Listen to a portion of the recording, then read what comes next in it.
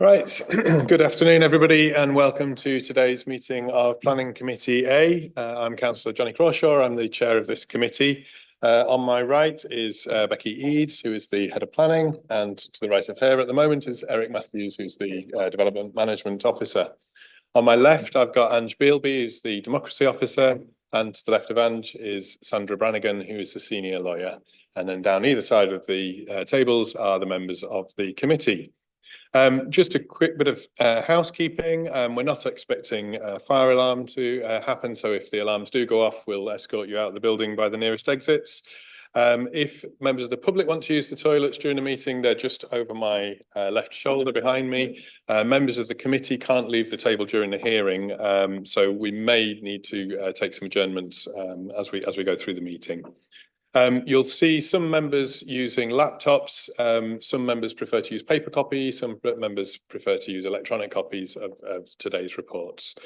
If I can just request that anybody with mobile phones has double checked that they are turned off or on silent. And for members in particular, but officers as well, when we're addressing the committee using the microphones, this room isn't great for acoustics. So if I can please ask that you don't have anything covering your microphone, make sure it's nice and close to you as you can. And what we tend to find is speaking straight ahead. It's slightly weird when you're looking across to people, but the microphone does pick things up much better when you're speaking straight ahead. We've had a couple of apologies for today's meeting. There's apologies from Councillor Wan, who's being substituted by Councillor Fenton, and Councillor Stewart, who's being substituted by Councillor Rowley. In terms of how today's meeting will run, it's a business meeting of the council that's held in public rather than a public meeting. So there are very specific points at which we can allow public participation to take place. But for the rest of the meeting, if I could ask the members, the people who are sitting in the public gallery, not to make any attempt to sort of speak to or interact with either members of the committee or officers. And if I can just remind members of the public who are taking part in public participation, just to be careful about what they're saying in terms of this is a public meeting, it is recorded, and I don't want anything that might be considered defamatory or disrespectful in terms of addressing members of the committee or anybody associated with any of the applications. As I mentioned, potentially we'll be taking some adjournments. We've got two items on today's agenda, so I'll likely have a short adjournment between the two, and if one of the applications is taking a while, we may need to take a break between applications. And if we do, again, just to remind everybody that members of the public shouldn't seek to speak to members of the committee during adjournments either. And then in terms of how we go through each application, we take the same process every time. I'll first of all invite the officers to talk us through the plans. I'll then invite members of the committee to ask any points of clarification that there may be on the specific details of the plan. Then I'll invite officers to provide an update on the report if there is one. And then we go to public participation, where we have a number of members of the public registered to speak on each item. I'll invite you to come to the table and address the committee. Members may wish to ask you questions on anything that you've said.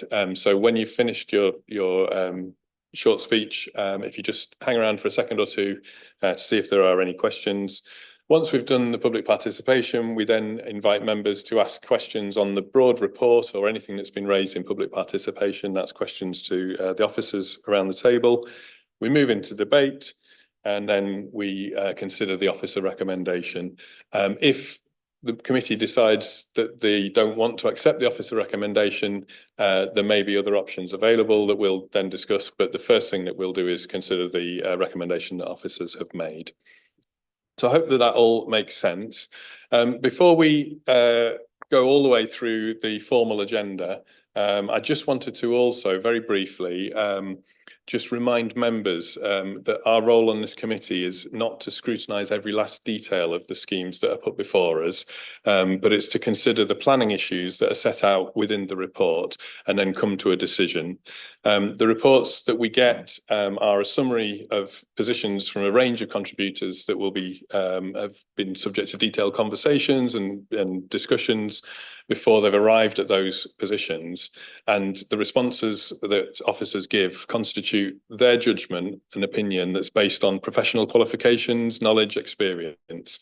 So the reason for saying this is I don't want to inhibit questions or debate, but I do think as a committee, we just need to make sure that we stay focused on the planning issues, and when we're asking questions, that we are questioning on planning grounds and not sort of going off into tangents or perhaps going down lines of questioning that might not materially impact the overall planning balance. So with that in mind, I'm going to go on to the formal agenda of today's meeting. So agenda item 1 is declarations of interest. Does anybody have anything that they wish to declare? Nope, fab. So agenda item 2 is the minutes from the last meeting. I had one amendment that I wanted to make, but I'll just see if anybody else has anything before I suggest mine.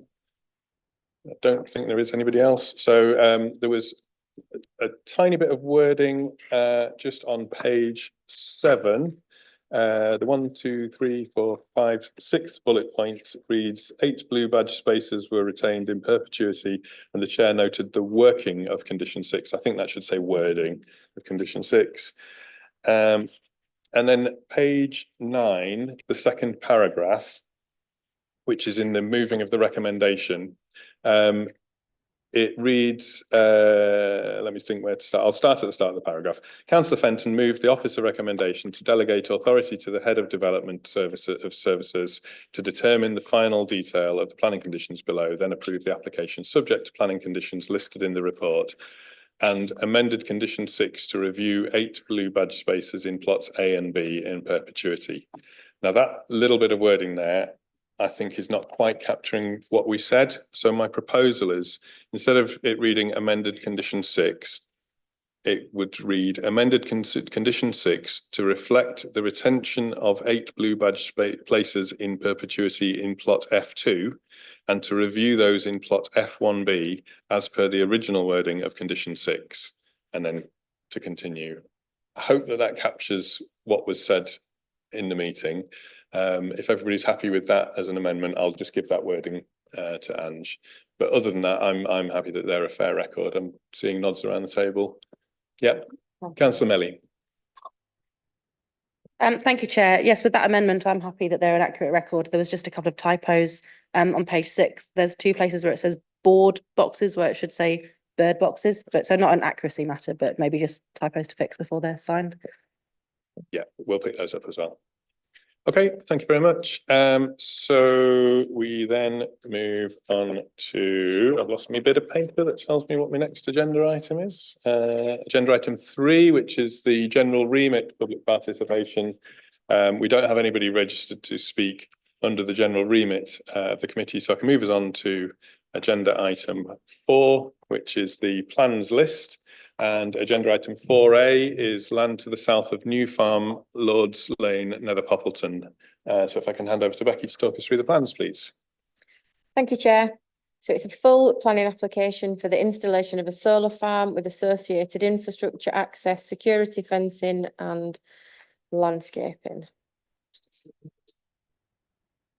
So with this is the application site. Well, there's actually 2 application sites. Well, 2 parts to the application site. A, as you can see here, that I'm outlining with my red light, with my pointer, and B, that I'm just going round with my pointer now. So again, site location plan here, you can see there. And this is the photographs of the site. So that's area A from the southwest, area B from the northwest, again, B from the west. These are more photos just of the site generally, as you can see now. And then this is a site layout plan, as you can see, the rows of the solar panels here on both sections. The extended site layout showing a grid connection, as you can see down here. And then this is a cross section of the solar panels, self-explanatory what they are. And then conceptual elevations that you can see in terms of the height of the solar farm, as it will become, but each of the panels there. And again, the proposed fencing and access gate. So the landscape mitigation is obviously very important as part of this proposal, and you can see that's on there. And the drainage layout. And I think that, oh no, sorry, public rights of way diversion, again, that's on the last plan. I'm going to go back to that plan, because I think that's the best plan in terms of any questions, if there is any. Okay, so just looking for questions on the detail aspects of the plans, if anybody wants any clarification on what we've just seen. Councillor Eyre. Just a very brief one, Chair. That was the one I actually wanted, because I was going through the legend on the right and I couldn't find half the things. I think that's a bit bigger, it's slightly clearer. Is there any way we can indicate, for example, the inverters? I couldn't see where there's an orange mark that says inverters and I couldn't see any orange colouring. Oh, is that tiny little thing there in the corner there? Okay. Yeah, the two very tiny orange dots I'm getting on the next to the green reverse L shape there, and the arrow. I think we're in there as well. Sorry, it won't let me go into it. Laser point. That's it. But no, I won't let me do that. So you can see them there. Yeah. Yeah. I think I can see everything else on that screen. Yeah. I just see one of those screens at home when I'm doing things. Put requests into IT. Okay, Councillor Fisher. Thank you. Just to get a broader picture of the uses in the site, there was an application approved 2 years ago for a clay extraction. Could you just point out on the map exactly where that is, please, in relation to this site? I think it's down there, but I'll just. Down here. Oh, sorry, the laser point is not working. Yeah. That's it there, is it? No, they follow the road going off the bottom. Which is where it's. There. I'm sorry. Aiming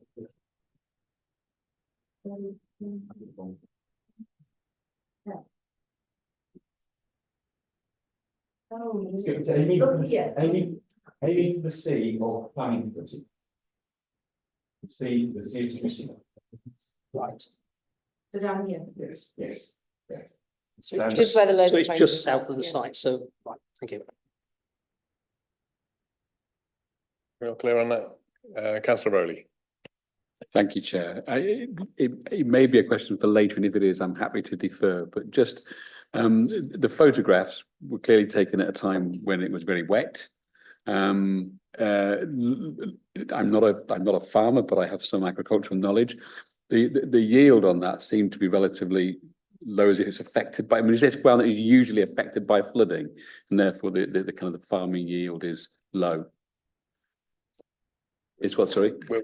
We'll park that one for later. But Okay, that's what fine. I'll Thank do you. is That's I will.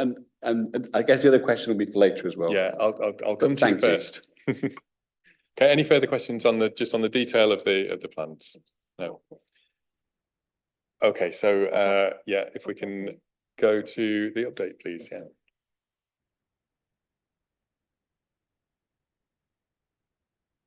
There are several elements to this. In the first section, following discussion with the planning consultant acting on behalf of the operator or the proposed operator last week, it became clear that a significant degree of the heavy deliveries to the site would take place by the road that comes in on the C of Planning Committee. And in considering the previous application for clay extraction, 2 conditions were applied to the planning permission in respect of upgrading existing passing places on Newlands Lane and undertaking a survey to establish the need for new passing places on Newlands Lane. The applicant has agreed that those be added to the current proposal, because there is no clear indication that the clay proposal will be implemented and that these would in any case be provided, as they continue to be essential. Moving on, condition 14 needs to be amended to refer to an updated construction traffic management plan, as the applicant has submitted a construction traffic management plan that isn't as comprehensive as what we are seeking. As a clarification, EIA development refers to whether a development falls within the requirement for formal environmental impact assessment as outlined in Schedules 1 or 2 of the 2017 Environmental Impact Assessment Regulations. You've had one additional representation supporting the principle of renewable energy and solar energy, but expressing concern in respect of Area A and its impact upon views from the junction of Broad Lane and Commoncroft Lane, and suggesting that the location of the panels be set significantly further back to safeguard those views with the intervening area used either in agriculture, retained in agriculture, or planted. A concern was also expressed in respect to the proposed fencing and its possibility of impeding wildlife, the capacity of wildlife to travel freely from the site closer towards the villages of Nether and Upper Poppleton. In the event of the proposal being approved, it was suggested that the requirement for a landscape scheme be strengthened to require planting in respective Area A in particular to be undertaken at an early stage or involving semi-mature species.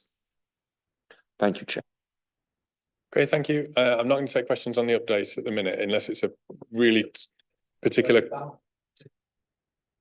Ask your question on that, and I'll it was really just about those changes, just pointing them out on the plan if possible, in terms of like the roads, Newlands Road and whereabouts we were talking about when it came to the concerns being seen close to there at Poppleton. Thanks. Commoncroft Lane and Newlands Lane is in part single track, which gives rise to difficulties in terms of large vehicles passing one another, and so has passing places on it. There are a number of passing places on both roads, all the way along down to its junction with the A59. Could you just highlight which roads you're referring to? I appreciate the names of the roads, but if people are not familiar with the area.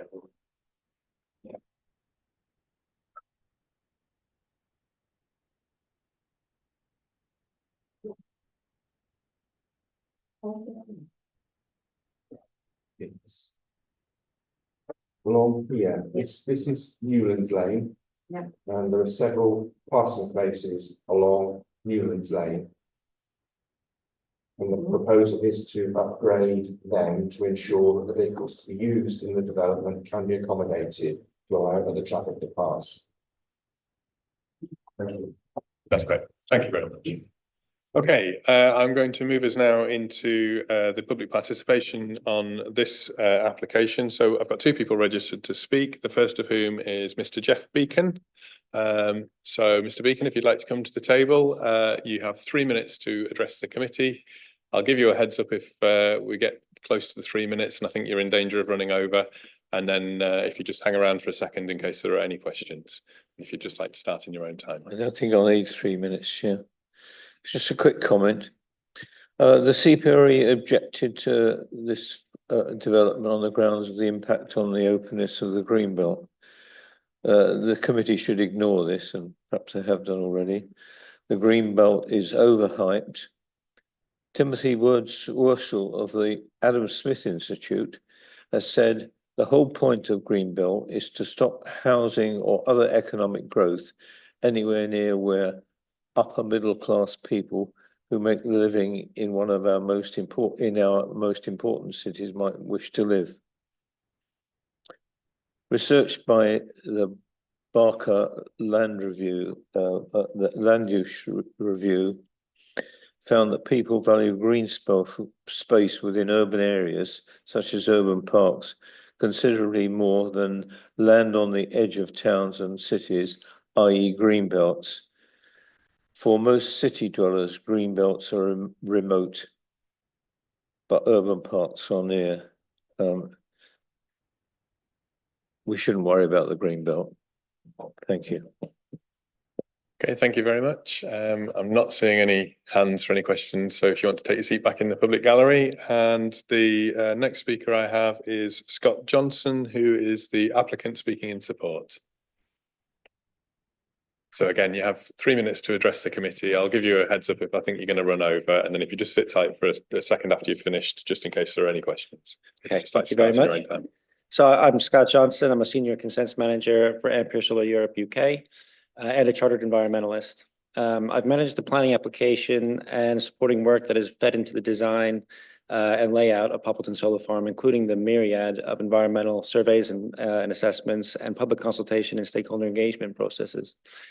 Poppleton Solar Farm started in 2021 in response to a grid connection opportunity that we identified at Poppleton Substation. ASC then conducted an initial assessment, which concluded that any site selected for a potential solar farm would have to be in the greenbelt, as otherwise it would be too far from the connection and not commercially viable. ASC then engaged with several landowners, and of those we engaged with, we selected the most suitable land. This land at New Farm, west of Poppleton, is not covered by any statutory environmental designations. It's not best and most versatile agricultural land. The useful part is free of significant flood risk. The land is flat and well screened by existing trees and hedgerows. It's rarely overlooked by the residents surrounding it, such as residential properties, with only a few isolated properties nearby, and was seen to have reasonably good access from the local road and wider highway network for construction and future decommissioning. ASC has since conducted a range of surveys and assessments to further refine the proposals. And I'd like to thank the Upper Poppleton and Nether Poppleton parish councils and the local community for their engagement and input, which has been instrumental in shaping our design. Through them, we gained valuable knowledge of how well used the local road network is as an important recreational resource to the residents of Poppleton, such as cycling and dog walking, and also the importance of the public right-of-way as part of local circular route near to the village and between villages. We started our engagement with the parish council in November of 2022 when we presented our early proposals for a solar farm on our site, and the initial feedback was fairly positive, with some specific concerns noted, such as regarding construction traffic, access, and the landscape. We built these considerations into our design development process very early on.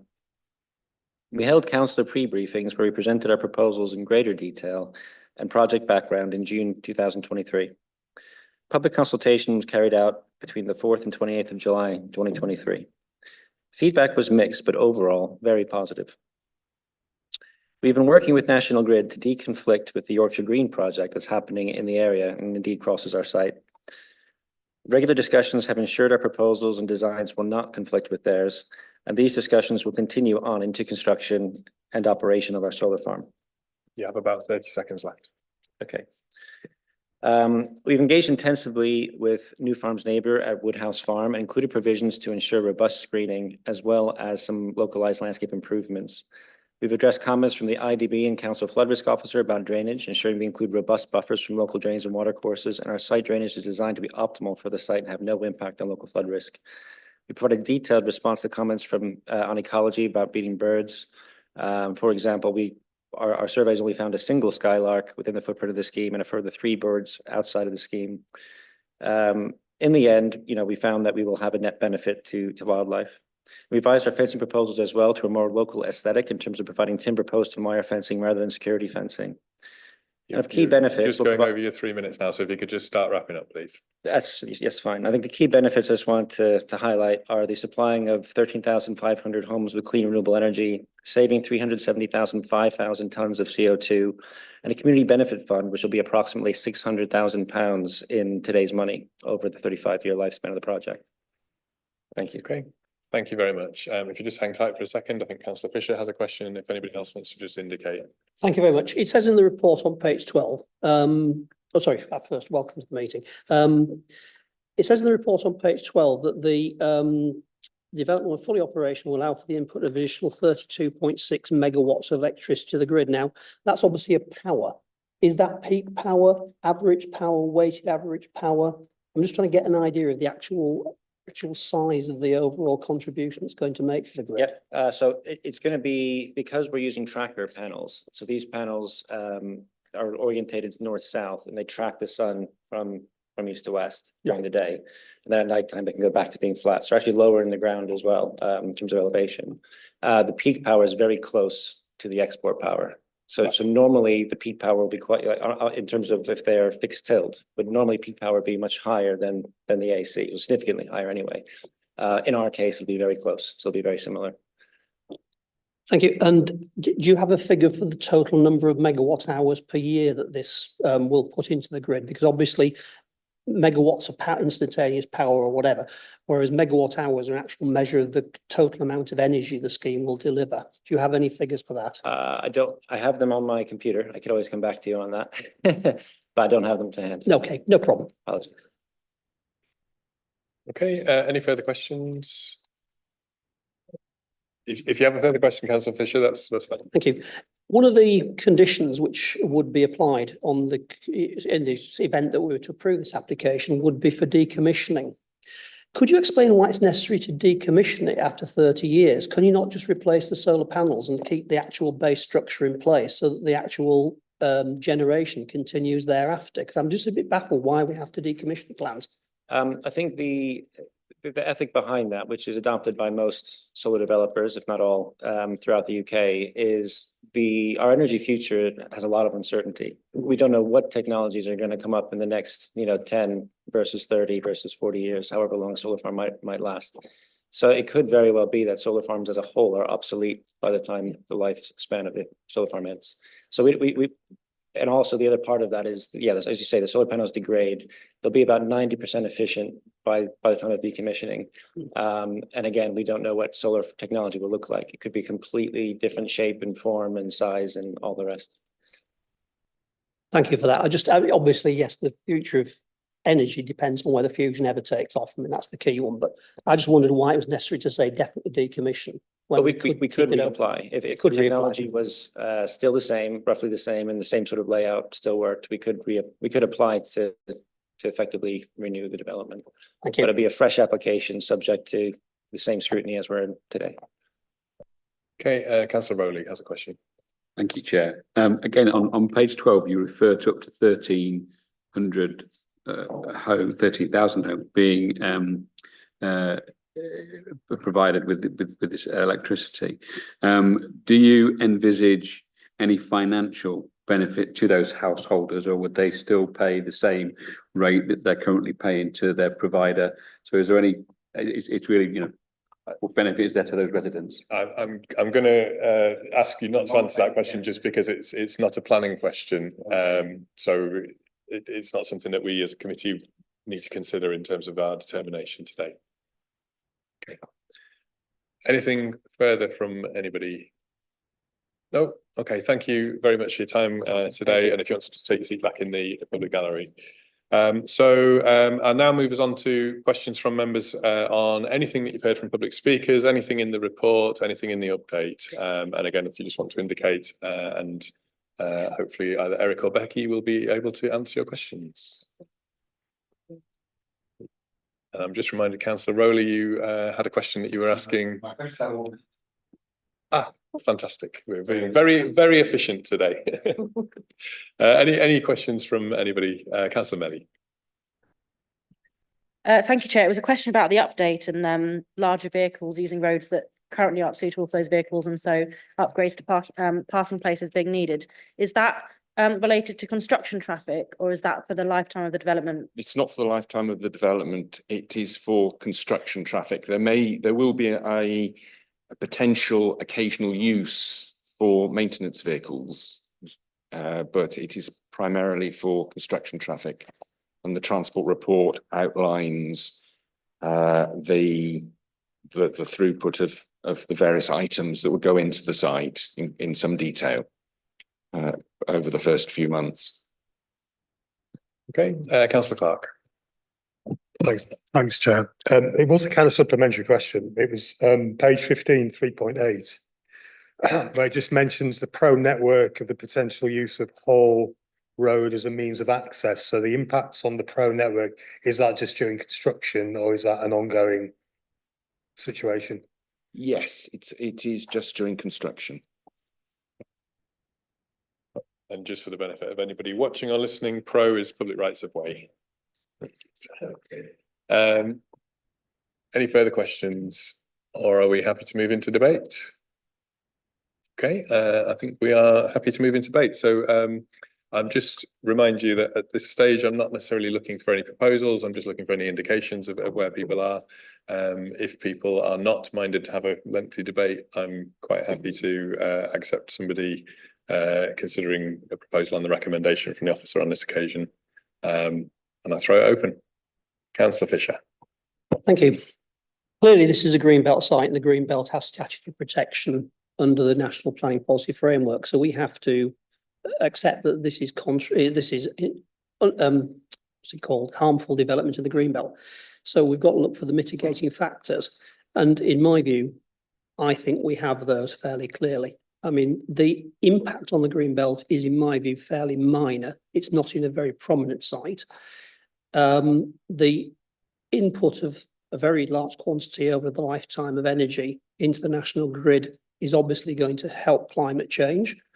The actual arable use of the site at the moment is of minimal value to wildlife because of the fact that harvesting barley and potatoes, wildlife can't live in that environment. So by returning it to what will be effectively grassland under the solar panels, you will get far more wildlife on there as a consequence. And it doesn't preclude sheep grazing around the solar panels. So in actual fact, I think, this is a case of win-win chicken dinner, to be quite honest.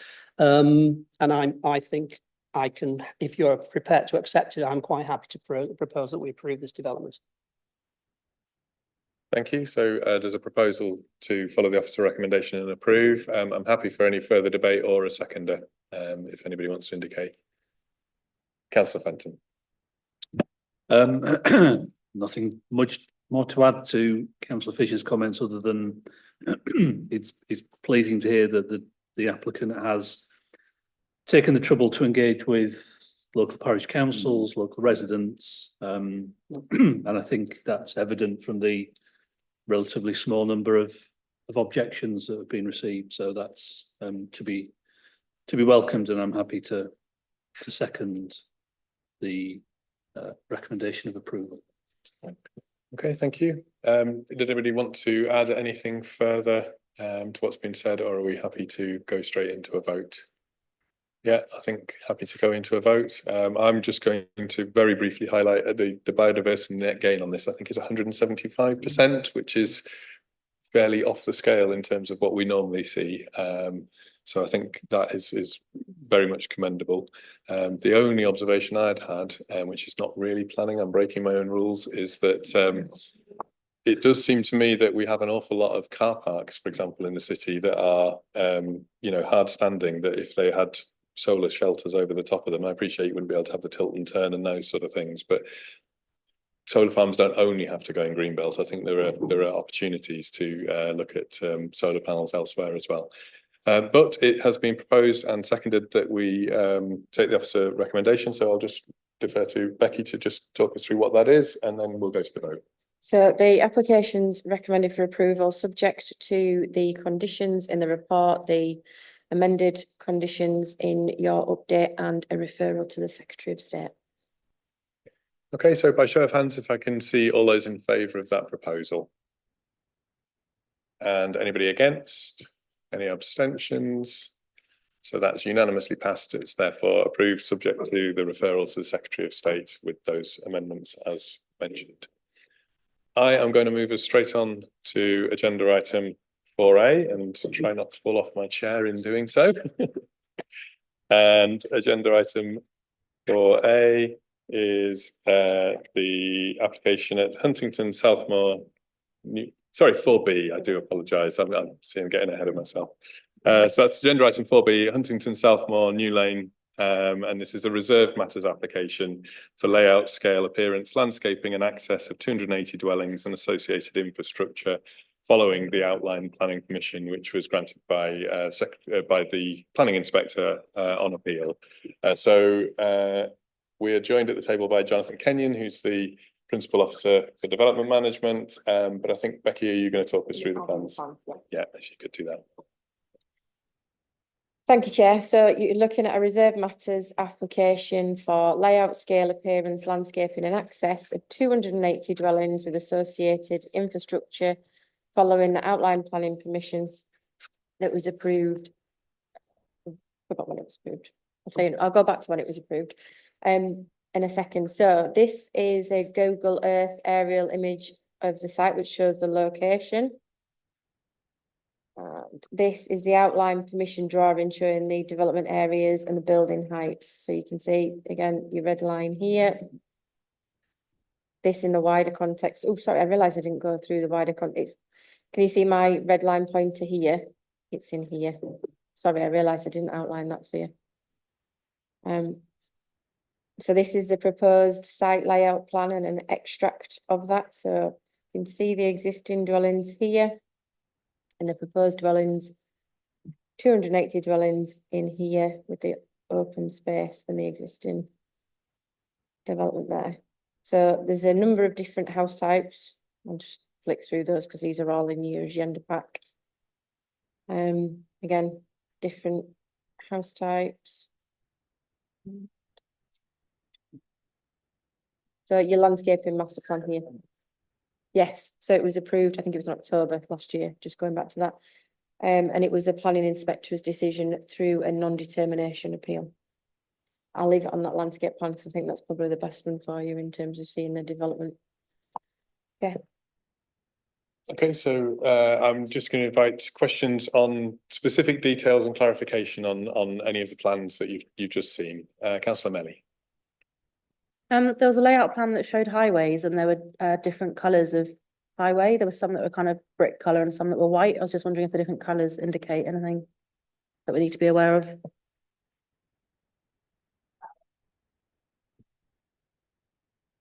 Not actually sure on some of the colours, and I think it will be agreed when we go to the highways adoption process, because there's this drawing and then there's the landscaping drawing where the roads are all white. So there's some random bits of pink road.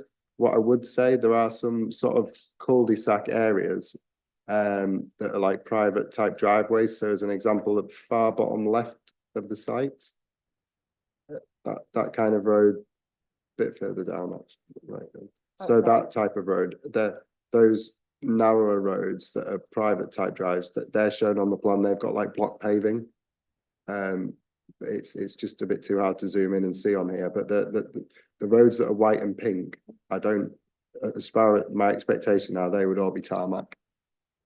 So you might have to ask the developer why they've decided to colour it pink, because there's no key that explains why it's pink, and I think it's maybe just a hangover from when we revised the drawings. Okay, Councillor Rowley. I'm pretty sure that this is the right time to ask this particular question. On that particular map, bottom right-hand side, there's the green field and then there's a yellow oval. I can't read the writing on my print and I haven't got the ability to, I'm just curious as to what that is, please. That. So yeah, what is it? Yeah, so underground there is the black text. That's where the underground attenuation tank is to store the water. But then above ground, it's there are different types of play areas. So that on the right hand side, where the writing is very faint, that's a sort of kickabout area. So there'll be short grass there, and the yellowy green is a natural play area. So that's for 4 to 8-year-olds, that play area there. And then in the centre of the site where the big tree is, there's another different type of play area. Brilliant, thank you. I wasn't sure it was a mugger or something like that, that was all, but you've answered my question. Thank you very much, Chair. Okay, Councillor Burton. I couldn't quite tell from reading through this whether there would be some disabled parking. I know there was visitor parking that was set off to one side, but what would be, and there were private drives, so I'm presuming people could have visitor parking on their drives. That's one question. In terms of the car parking spaces, all the car parking spaces are large enough to accommodate disabled parking. Okay. So that they're mostly on driveways, private driveways, which are large enough, and then the visitor parking spaces that would be within the highway are, again, they're sufficient size to accommodate. But are they near enough to that's what I couldn't tell, whether the visitor parking block, because there's a block of visitor parking, Where is it and how far is it from everywhere else? They're scattered across the site. Generally, people have got their houses, so generally everyone's got a driveway. Yeah. But if you were to, so the sort of the roads that run east-west, they have got visitor parking spaces dotted along them. Okay, And again, where there's an apartment block, which is near the play area in the centre of the site and the tree. Yet there are within that zone there, some of those are allocated as visitor parking spaces to serve the apartment block. But they're generally scattered across the site. And again, there's some close to the triangular area on the east side of the site as well, in case people are looking to access that piece of open space. okay, and I have another question about the houses themselves and the flats.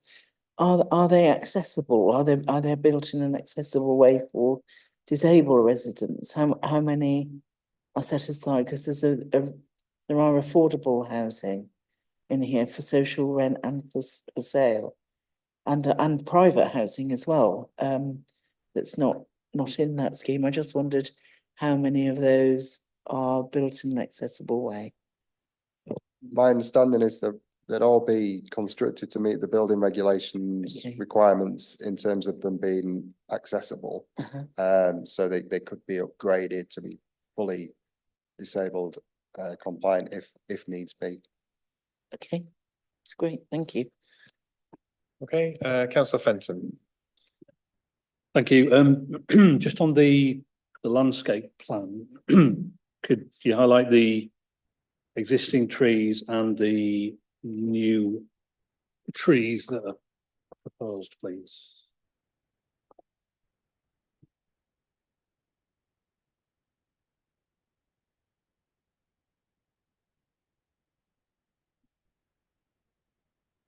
As a rule of thumb, the new ones are sort of smaller and more rounded. So around Huntington Grange, which is outside of the site on the western side, the trees that are kind of scattered around there, the smaller ones, they're all new trees. There are some trees and hedge around the boundary, they're existing. Then in the centre of the site where the pointer is at the moment, that big tree in there is an existing tree. If you carry on east, there's two bigger trees sat next to each other. They're existing, and the other one a bit further north, the ones at the boundary. And then there's continuing up north, the ones along that northern boundary are all existing, and these two here that sit in that hedgerow that's retained are existing as well.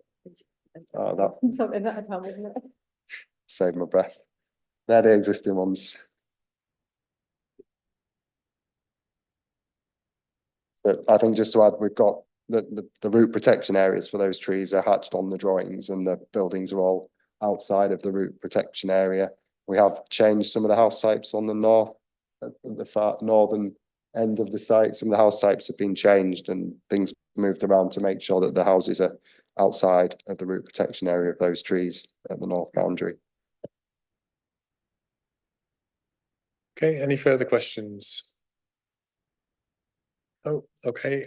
So if I could just ask if there's any updates. There is an update. Thank you. It's to change one of the conditions. So condition 3, which relates to the works in New Lane, just added on there to specify that in the sort of northwest corner of the site, just to clarify that there's a requirement as part of that condition for the footpath and cycle route to continue, so it meets the existing footpath. It's just, I didn't think it was 100% clear on this drawing that it was continued. And similar, we've got an extra condition that on the east side, where the footpath goes, it's supposed to connect into the existing footpath and cycle route on the western side of the site that runs alongside the community stadium. And it's just to confirm and clarify that the requirement is that the footpath on this site does properly plug into the existing footpath. And there's an extra condition proposed for the external materials to be approved, so the walls and the roof. That's the extent of the update. don't know if it's maybe worth clarifying as well in terms of the handout. If it helps the debate, we've got a sheet of paper that has, because this is an application that follows the outline permission, we've included a handout that has the conditions from the outline, if that's needed to help discussions later on. That's helpful. Thank you. Thank you very much. And I'm going to move us into public participation now. Just before I do, because I think I probably ought to have just done so at the top of this agenda item. I just want to draw everybody's attention to page 58 in the report, paragraph 1.5, and page 68 in the report, paragraph 5.1. And they both just set out quite clearly what we are here to determine today. It isn't always immediately obvious, but when there has been an outline approval, it means the principle of the development has been granted already. And we're determining what are called the reserve matters, which is the sort of the detail and the specifics of the site. But the principle of the development was granted by the Secretary of State at appeal. Councillor Ed, do you want to? Just for clarity, which of the paragraphs 1.5 on page 58, the first or the second? Very good. Very good. I think you referred to the second, second of yes. the paragraph 1.5. Yeah, I hadn't clocked that. So thank you for pointing that out. Presumably every other paragraph will be out of sync. So yeah, just for clarity then, following the header of the outline consent, paragraph 1.5. Okay, so I will move us then to public participation. We have 3 people registered to speak on this application. The first is Mr. Jan Galansky, who's a local resident speaking in objection. Mr. Galansky, if you'd like to come to the table, you have 3 minutes to address the committee. If I think you're running over, I'll give you a heads up. And if you just sit tight for a second when you've finished, in case there are any questions, if you just want to start in your own time. Thank you. Thank you. So I would like to raise mere 3 points regarding the proposed development. First, David Wilson Barrett has shown a worrying lack of concern toward residents of Sadlers and Forest Close. If you don't know which ones they are, they're the ones at the top. When the development was first proposed in 2021, we received a small leaflet about it from the developer asking for feedback. Many of us provided feedback, particularly regarding the patches of standing water which appeared in the field over the winter months, and heard nothing in response. Since that time, the only information we have received has been from the City Council Planning Department or from local councillors. As far as we know, only 1 consultation was scheduled with residents, and that was scheduled after the initial deadline to submit comments. We were not told about this consultation, while residents of other streets of New Lane were sent the details. At the consultation, the perceived attitude was that any comments or questions from residents were relevant as they had outlined planning permission to proceed. None of this inspires confidence that the developer will be considerate to the residents or that we will take the proper action if the building work damages our homes and gardens. What is being done by the council regarding this?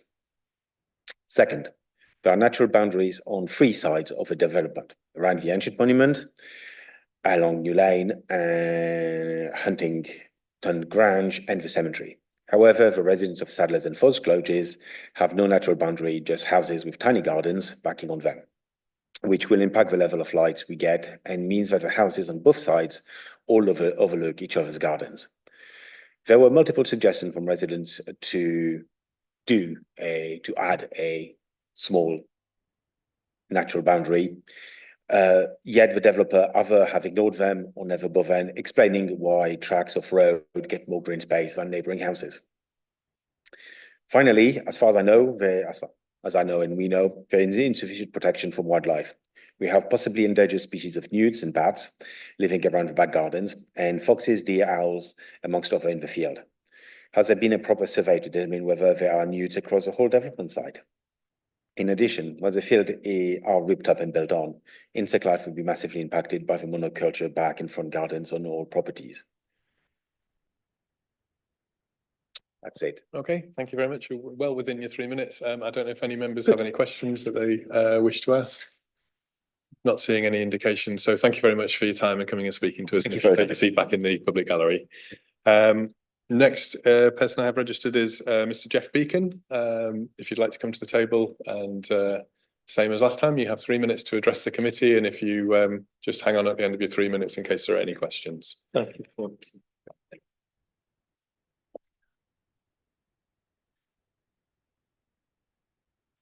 This development for 280 homes in the form presented here will have spaces to accommodate 436 cars according to York's planning parking standards. Most new residents will be affluent, and there will be a high level of car ownership. Their carbon emissions will likely be similar to the enormous emissions in places such as Copmanthorpe, Bishopthorpe and Woodthorpe, which are affluent areas with easy access to the outer ring road. This development, in its current form, highlights our attitude to carbon emissions. We don't want the trouble of cutting them by substantial amounts, and we don't really care about York's stated aim to reach net zero emissions by 2030, or even the government's aim of reaching net zero by 2050. As presented, this scheme is also against the National Planning Policy Framework because this incorporates the UN Brundtland Resolution on Sustainable Development. And the sort of carbon emissions you can expect from the new residents of this development cannot be considered sustainable. Thank you. Okay, thank you very much. Any questions from members? Not seeing any indications. So again, thank you for your time today. And if you want to take your seat back in the gallery. My next public speaker I have is Liam Tate, who is speaking on behalf of the applicant in support.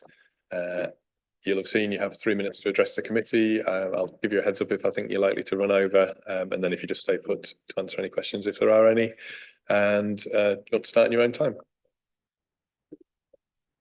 Thank you, Chair. Good afternoon, members. Thank you for letting me speak in support of this application and the officer's recommendation for approval. I'm speaking today on behalf of the applicant, Barrett David Wilson Homes. I don't intend to repeat a lot of the detail covered by your officers in the report, but just wanted to say a few words and respond to any queries members might have. The proposals today before you today have been under consideration for a significant period of time, and throughout that time the scheme has been scrutinised by a range of consultees, all of which have provided value input into shaping the final proposals.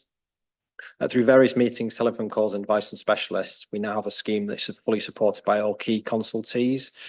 We've also engaged with the local community through a public exhibition at an early stage of the planning process, followed by a series of meetings with ward councillors, the owners of Huntington Grange and the cemetery committee to the south. This consultation has really shaped the final proposals before you today. The proposed development comprises a range of house types, different sizes, 1, 2 and 3 and 4 bedroom properties, 30% of which are designated as affordable housing. Worked closely with your colleagues in the housing strategy team and the planning officer to propose a mix of housing which meets the requirements of the wider community, and you'll note support is offered by your housing officer in that regard. The scheme provides substantial areas of public open space, including play areas and for general amenity. Existing trees and hedgerows have been retained where possible, and provision has been made for significant new landscaping. As your officers already explained, the principal development has already been established as part of the outline consent. Importantly, this secured significant contributions towards the provision of infrastructure through Section 106 payments totalling in the region of £3.5 million. Contributions have been made to facilitate the expansion of existing schools, highway improvements, and a range of travel plan measures. So in summary, this application follows an outline consent which establishes principle. It's fully supported by national and local policy, and it would deliver much needed affordable housing.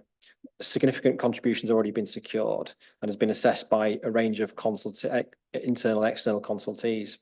We therefore respectfully request that your advice from your office is followed and planning permission is granted. Thank you for your time. Okay, thank you very much. Any questions from members? Councillor Rowley. Thank you, Liam, for your comments there. I just have a comment about the integrity of the cemetery to the south. At the moment, there is a mature hedgerow that covers that. But opposite is where there's going to be some kind of play area and kind of open spaces. Yep. I'm just slightly concerned about the security and the integrity of the cemetery. Have any discussions taken place? I mean, there is a mature hedgerow there. Have any discussions taken place about giving some more kind of substantial security for the cemetery? Yeah, so like I said, we have actually met with the cemetery committee. We intend to meet with them on a rolling basis throughout the development process to keep them informed of the process, etc. The play area is to the east. The cemetery extends, as you can see on that plan so far, and then it's for now. I believe they only own part of that, so they don't own where the play area is or where the play area is going to go. With this part of the layout has been through quite a few iterations. It's moved forward, it's moved back quite significantly to increase the level of separation. So provision of landscape in the area has significantly increased. So we're now proposing quite substantial trees along that southern boundary. We're also proposing we're also using a private drive to really step the properties back and front them on. There'll also be a security fence, a 6 metre high fence along that southern boundary, which is pretty standard to boundaries. I think there's a condition requiring boundary treatments to be agreed and secured at a later stage. But yeah, like I say, it's been through quite a lot of discussion and debate, that southern boundary in particular. Yeah. Okay, Councillor Eyre. Yeah, it's just a question about the decision to split the two play areas between sort of arbitrary 0 to 6 and 4 to 12. Just looking at the layout there, if you have parents, which is feasible, with a 3-year-old and a 7-year-old, with a 7-year-old child who wants to go and play football and have a kick around, and a 3-year-old who wants to play in the play area, there is no way that parent can supervise both children. There's quite considerable distance and no sight lines between those two sites. Yeah, it's a good point. There won't be exclusively play areas for those age groups of kids, so that the different groups of kids can play on the different play areas. What we've tried to do is spread them out as best as possible to cater for residents across the site, also existing residents in the wider Huntington area. So where it says the play area will cater for that age range, there'll be a range of equipment sizes and shapes and designs that will probably cater for a wider group of kids, if that makes sense. And obviously you've then got the wider amenity areas as well. You've got the large area of Scheduled Ancient Monument to the south, which will be grassland. So even though they're designated as areas for those play groups, that's purely to ensure that we cater for a range of kids and different age groups, rather than just having one exclusive area for 0 to 3 or not to 3, but 3 to 6, or it's to ensure that we cater for a wide range of kids. Yeah, I'm guessing those two sites were chosen because they're the two sites you can't build houses on. So if you took everything else away, for example, the houses to the right of the central park would fit in the other space, and you could have had the two together. But I'm guessing that's where the attenuation tank is. Therefore, you couldn't have housing on that particular location. So Yes, convenience rather than strategic. it's part of the design process. The play area originally, just to give you an understanding, the play area originally was in that. So you see the Huntington Grange on the western boundary. One of the play areas was actually north of that, but just through discussions with the owners of Huntington Grange, we actually agreed to move it. So it wasn't a central location as currently shown. It was on the western boundary to cater for the residents of the north. So it's chopped and changed. It's as shown as through the design process. I'm just going to, so I've just seen Councillor Clark and Councillor Fenton, but I'm just going to jump in with my own supplementary just while we're talking play areas, because I think I'd sort of picked up on this as well, and it's really positive to have play equipment that's for different age ranges, but I'm very conscious that across the whole city, we stop providing equipment and play areas or spaces to hang out at the age of about 12 or 13, and then there's a kind of a gap before you can all go to the pub at 18 or whatever we might do. And actually, a lot of young people in that sort of teenage bracket, they really just need a bench or a place that is theirs to hang out. I couldn't see on the drawings, whether there were any sort of benches by the scheduled monument or spaces that kind of age group might be able to make their own. I don't know if there are benches. So there's bench in the central location. I suspect there'll be benches on the public open space in the eastern corner as well, western corner as well. Eastern corner. The scheduled ancient monument itself is by definition very protected. So there's very little we can do in terms of infrastructure or seating in that location.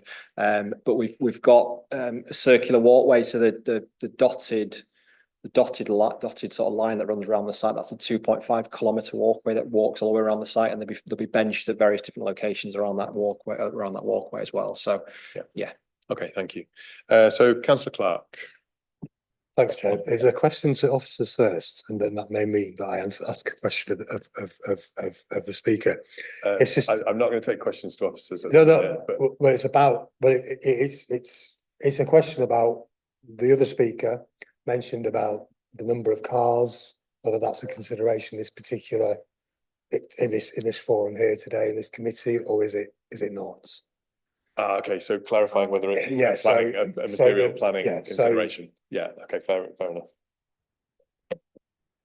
Just so I'm clear what you're asking whether or not you can consider car parking spaces for this application.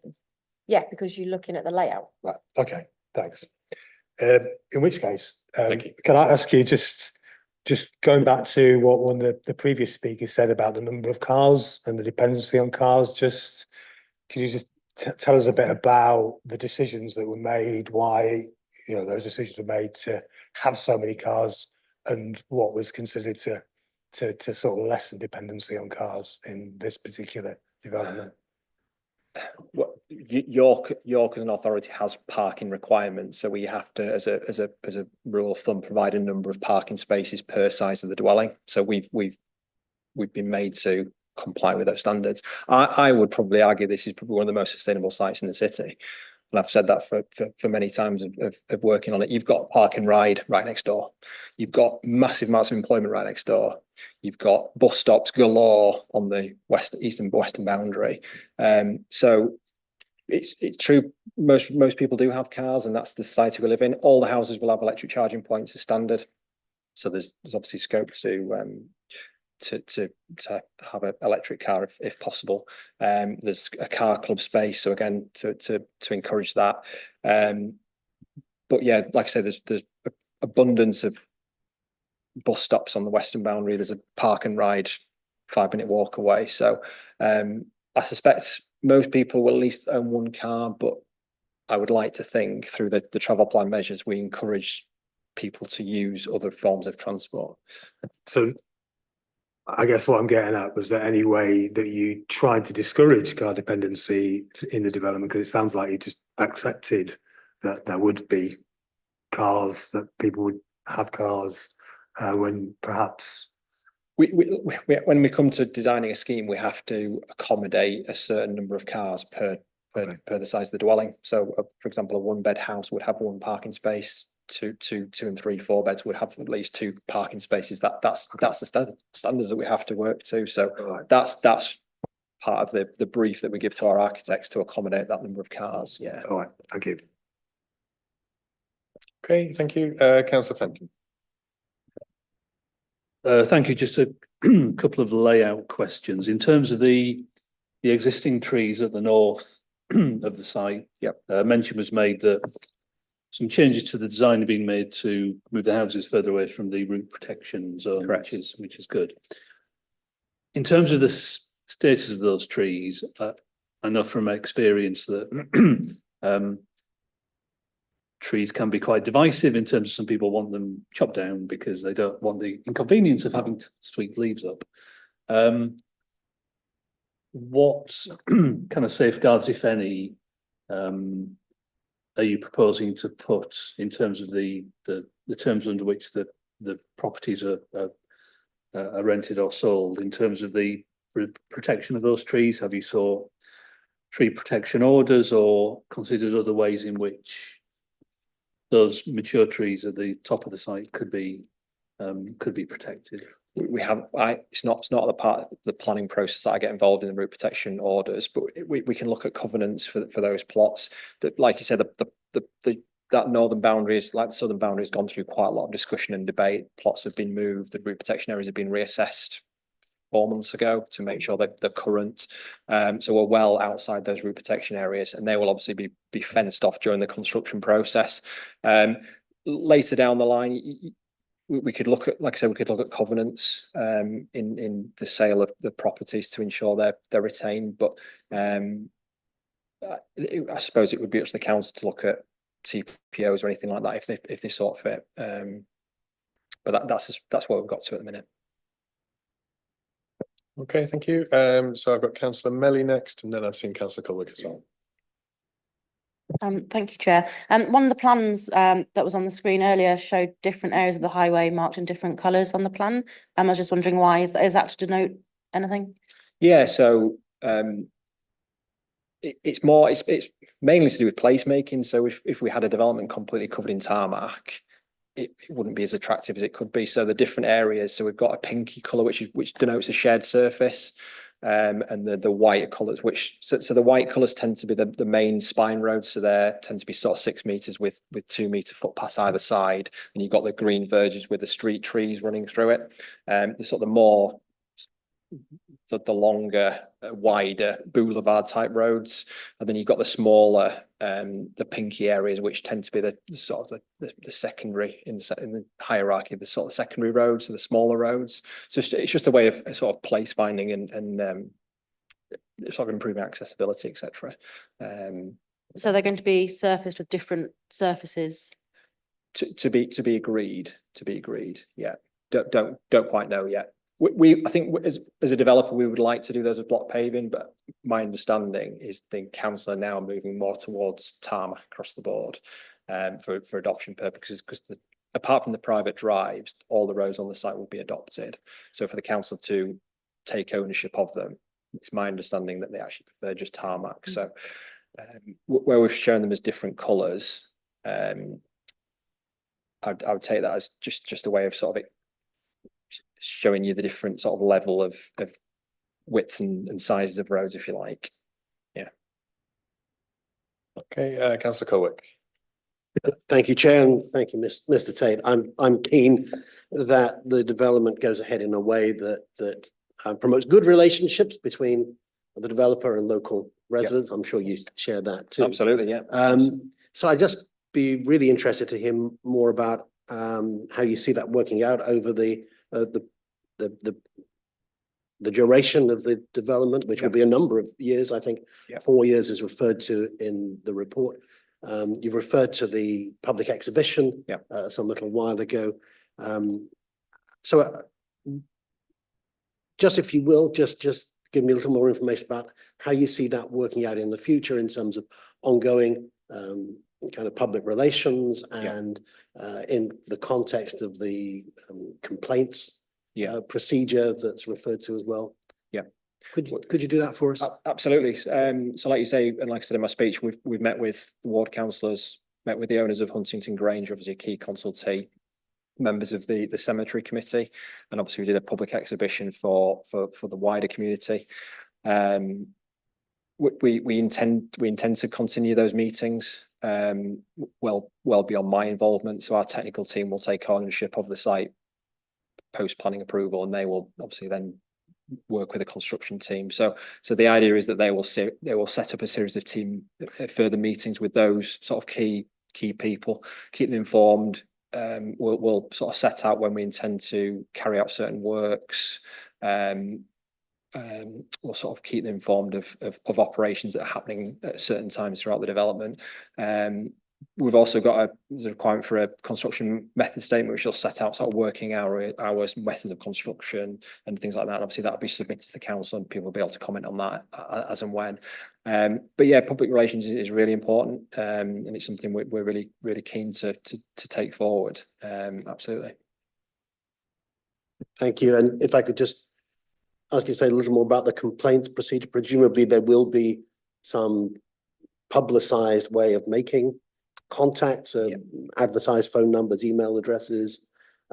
How will that work? There'll be a site manager on this site at all times, and there will be a site office. So any complaints, there'll be a board on site where people can have contact details for the site manager, and that's where complaints are lodged initially, and then they will then be passed to relevant people within the division to deal with as high up as the managing director if needs be. But yeah, that information will be made public, and it's something that actually goes in the construction method statement that we have to submit to the council. There's a full section on complaint procedure and how we deal and how we respond to that. That's pretty standard. Okay, thank you. Any further questions from members? Councillor Fenton. I suppose just to a follow-up question, and thanks for the answers about plans for ongoing engagement. Currently in the officer report, there's an informative rather than a recommendation around construction management and liaison with cemetery committee and local residents. We may come on to debate the conditions and that informative. What would be your view if members were minded to ask that informative were made a condition, obviously, which gives it's rather than a nice to have, it would become a requirement. Like I say, it's something we intend to do. We've had the cemetery committee in our office. We've talked them through the plans. We've made changes on the back of the comments they've made, and like I say, we intend to continue that dialogue initially to say what the next steps are, and then throughout the development process. So it's obviously up to members to amend conditions, but it's something we intend to do anyway.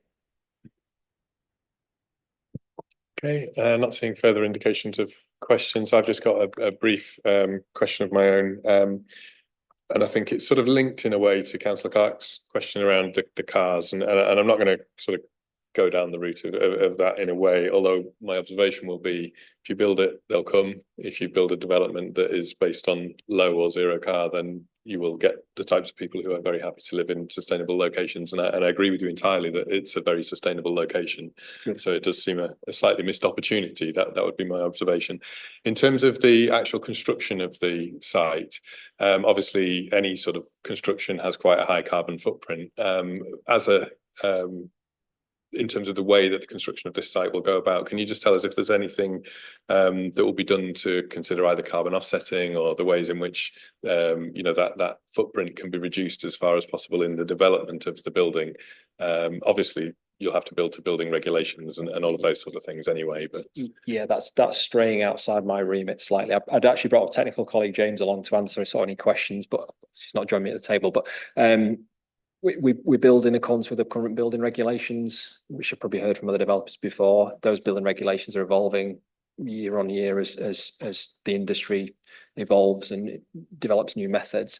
But obviously this will be built to what we call Part L, so it's a certain reduction against carbon emissions compared to previous standards. So there'll be solar panels, there'll be electric charging points as standard. There'll be high levels of insulation compared to previous homes that have been constructed. But in terms of an assessment against previous levels of and future emissions, it's not something that I would normally look at. It's for our technical team to look at. Bit of a vague answer, I appreciate, but yeah. Yeah, I think as much as anything, it's just something that I want developers to keep in their mind and be making sure that it's kept on the agenda. Yeah. The only other question that I had, which again is another one that I come back to quite often, there's quite a lot of affordable housing and housing for social rent, which is positive. Are there any anticipated management fees associated with this site? And if there are, how does that work with the affordable housing elements? There are management charges. That's what all our developments, 99% of our developments tend to have now, because councils just won't adopt, or there's no other way of passing on the open space. So the management company solution is the only solution moving forward with. So each property is charged a proportionate amount of ground rent, if you like. The apartments will be charged as well. And then that's obviously then split across the size developments, pay for public open space, maintenance of roads, etc. But yeah, every single resident, every single house will pay a proportionate amount. I don't have those figures to hand, but they'll all pay it in some degree. So in a way, my key point in a sense is if 30% of them are being built to affordable or you know, for discount sale or social rent, do you anticipate there being a associated discount in the management fees for those properties? Because I think in other developments, we've seen situations where the rent may be affordable, but the additional fees that come alongside make the properties far less affordable. In all honesty, like I say, I don't have the information in terms of what the fees are likely to be. They vary on the size of the dwelling, where the dwelling's located, whether it's a traditional house, whether it's an apartment. The rates vary significantly. What I would say is every single resident's going to use the same services as the next door neighbour. So whether they're in a market house or an affordable house, they still use the same services, so they still contribute in some way to the maintenance. So yeah, again, a bit of a vague answer, so I don't have those figures to hand, but it's something that's looked at and agreed later down the line.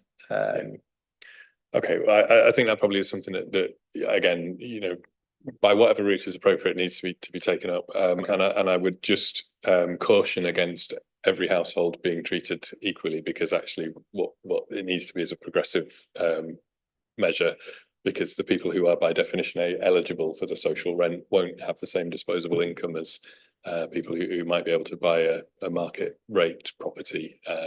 So there does need to be some acknowledgement, I think within the way that works. The dwellings themselves obviously built tenure blind, and they're indistinguishable. Of course, yeah. And I am straying off of you know, what's within the remit of this committee in saying that. So thank you very much for your time this evening. If you want to take your seat back in the public gallery. Members, I'm just going to test the water because we've been going a little bit over an hour. I'm happy to continue, or I'm happy to have a short comfort break if people would like to before we go into questions for members. Yeah, a short break. So it's just before 10 to. Can we make it quite a short break? So if we could come back at 5 to 6. And I'll just remind everybody not to discuss anything to do with the application whilst we're on our adjournment, and not to interact with any members of the public. So we'll come back at 5 to 6.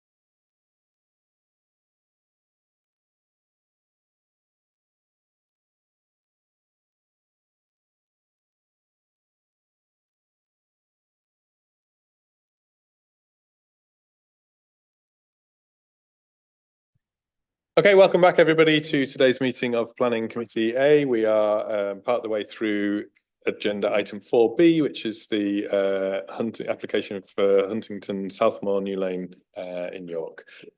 We are at the stage of questions from the members of the committee to officers based on the report, the update, anything that they may have heard in public participation. So I invite members to indicate if they have questions. Councillor Eyre.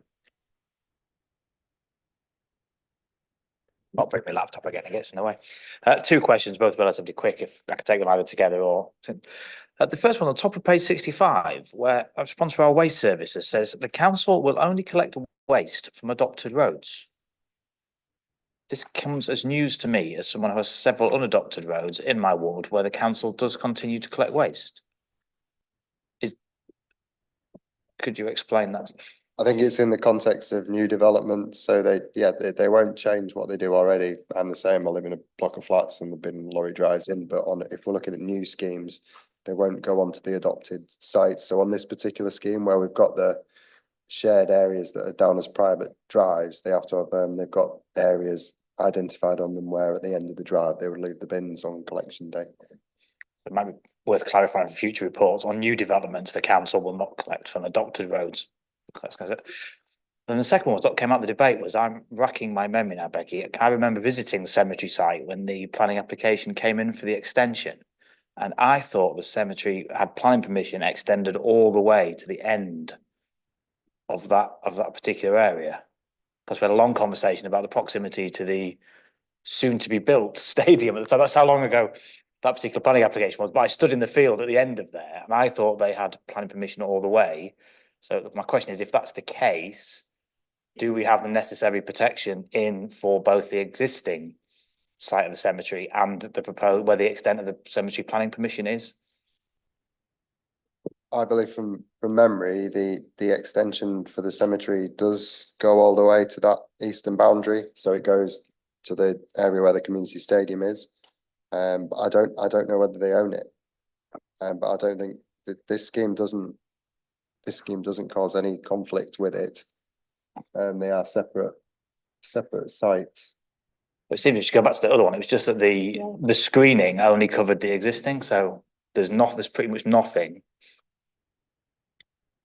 So you've got rows of trees where the existing cemetery is, and there's a large tree, and then there doesn't seem to be anything extending east. So basically, any cemetery extension would be entirely exposed to the back gardens, or whatever that is. Do we need to add a landscaping scheme on the extent of that boundary to protect any future cemetery expansion? I was thinking about that maybe at the same time as part of the debate, and it's shown as like a sort of wildflower meadow beyond the kickabout area in the play area. And I was thinking that maybe we need to increase the amount of planting at that to give more separation. That's something we probably have a look at under the condition. If you could just make a note of that when we come to thinking about conditions or anything else. Was that your two questions that you had? So I'm going to sort of go backwards and forwards. So I have got Councillor Melly with a couple of questions, and then I've seen Councillor Colwick, and I've seen Councillor Whitcroft, and Councillor Fisher, I've seen you now. And will you please add me to the list again for more questions, because I won't ask them all now, yeah. I have looked at all the conditions for this reserved matters application. I've had a quick look at the conditions for the outline planning permission that has been provided to us, and I couldn't see anything about road adoption, roads either being constructed and maintained to an adoptable standard, or to, anything about a pre occupation condition about the roads being adopted or anything. Is it there? Have I missed it? Or do we have the option of adding that if we're minded to approve, or would that have to have been done at outline stage? My thinking with those type of conditions were ones that would have been needed to have done at the outline stage. So I don't think we can revisit it now. But yeah, I'm the same as you, that there isn't a condition along the lines of what you're saying on the outline, no. In that case, as a supplementary, like what are the ramifications of that if we're being told that You know, waste collection is something we need to consider, and they won't collect from unadopted roads, and we haven't got any guarantees that the roads will be adopted. I guess we'd have an enforcement case along the lines that if pieces of highway hadn't been complete, we'd be probably take enforcement action that it's not been done in accordance with the approved plans if people are moving in and roads were incomplete.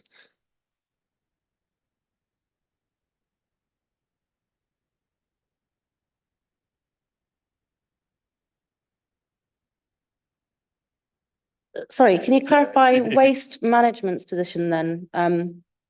Councillor, are you just saying that in the report it says that they won't collect from unadopted roads? So it's not necessarily to do with the roads being completed, it's to do with them being adopted?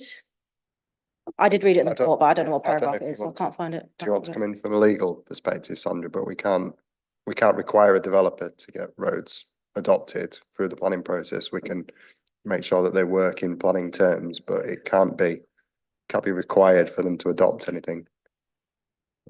In terms of the waste collection, that's what Jonathan said, it's for new developments, not existing. We don't change what we do now, but what waste services say is for new developments, hence why new developments have the bin stores where it will get picked up. Just one. Then just one if second. it was unadopted, it would have to have bin stores then, that's what, so we need to know that, because it's not, the design isn't, if it's unadopted, then this is not a passable design. Because it would have to have bin stores. Can I just ask everybody just to come through me and not jump in and out, and I'll just try and make sure that we're not all talking over the top of each other. So Jonathan, did you want? We're progressing on the understanding, as the applicant said earlier, that the majority of the area would be adopted and they'd apply for adoption, apart from the small shared driveways, so that the scheme works in planning terms. It's designed so it works, and we've got space for the bin stores. But we that would just be a catch-22 scenario, wouldn't it? We can't make a developer get a site adopted. So we'd be stuck if the bins people said they wouldn't go on the site. And I think to speak to Councillor Ayres' point and Councillor Melly's question, if there isn't a mechanism by which the roads can be adopted and the waste services won't collect from unadopted roads, then we're sort of stuck in a bit of a limbo. The developer would be stuck as well, so they wouldn't get into that scenario. They wouldn't abandon and walk away from this whole scheme on that scenario. They're designed to be adoptable standards. Yeah. And that's how it's designed. That we know that there's small areas that aren't designed to be adoptable standards. So the developer will get to a point where they are up to adoptable standards. That's usually right at the end of the development. And that's the point when the local authority will come in and assess whether or not it's up to adoptable standards. But the developer, I'm going to say in normal circumstances, don't keep hold of roads. It's not something that they do. They do want them to be, why they build them to adoptable standards, so we will adopt them, and then the liability is passed over to us. So we know that this is going to be built to adoptable standards, and the expectation is that it would be built because housing developers don't usually, you're going to probably give me an example, I know that it's coming, but that's why they design like that, so they are built to adoptable standards. The whole point in waste services is you can't, I'm going to get technical, but like the bin lorry size can't get down an unadoptable road. A bin lorry can get down those adoptable roads. That's why they've said it. It isn't because we don't like adoptable roads. It's because of the size of the lorry, how they can swing round, whether or not they can get in. And they know that in terms of the bin wagon sizes that we have. That's why.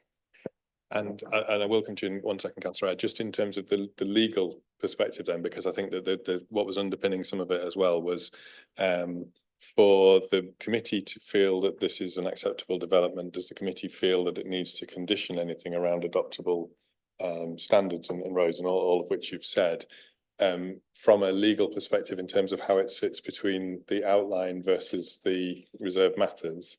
I think there is a paragraph in the report around what the NPPF says around where you can and can't condition. I don't know if you've got any advice in terms of conditioning around adoptable standards, whether that would be appropriate, enforceable, reasonable and whether a reserve matters could have it versus the outlay. Well, Chair, thank you. Sandra Barnigan from Legal Services. As Jonathan has explained, the authority cannot require a developer to submit roads for adoption. We cannot legally require that. Most developers will want their roads to be adopted. They do not want the maintenance responsibility. Residents don't want the maintenance responsibility. And I think that purchasers retain some of the purchase price until such time as roads are adopted. So I don't think that the developer ever has any interest in not offering roads for adoption. So I think that Mr. Tate, when he was speaking earlier, he indicated that they do intend to offer the roads for adoption, build them to an adoptable standard. I would expect members would be reassured that that would happen in the usual way. The developer would have no interest in not offering these roads up for adoption, and members would then have to consider whether it is necessary to condition. I think as far as it could possibly go would be that roads need to be constructed to an adoptable standard, which I think they are doing anyway, but we cannot go further and require them to offer them for adoption. Okay, Councillor Eyre, did you want to? I think the fact that about 40% of our road network is unadopted is proof that developers do leave things unadopted. And give an example, in my ward, there was one particular development and it came down to an extending water pump system that they didn't finish before they left and went off site and started building on another site.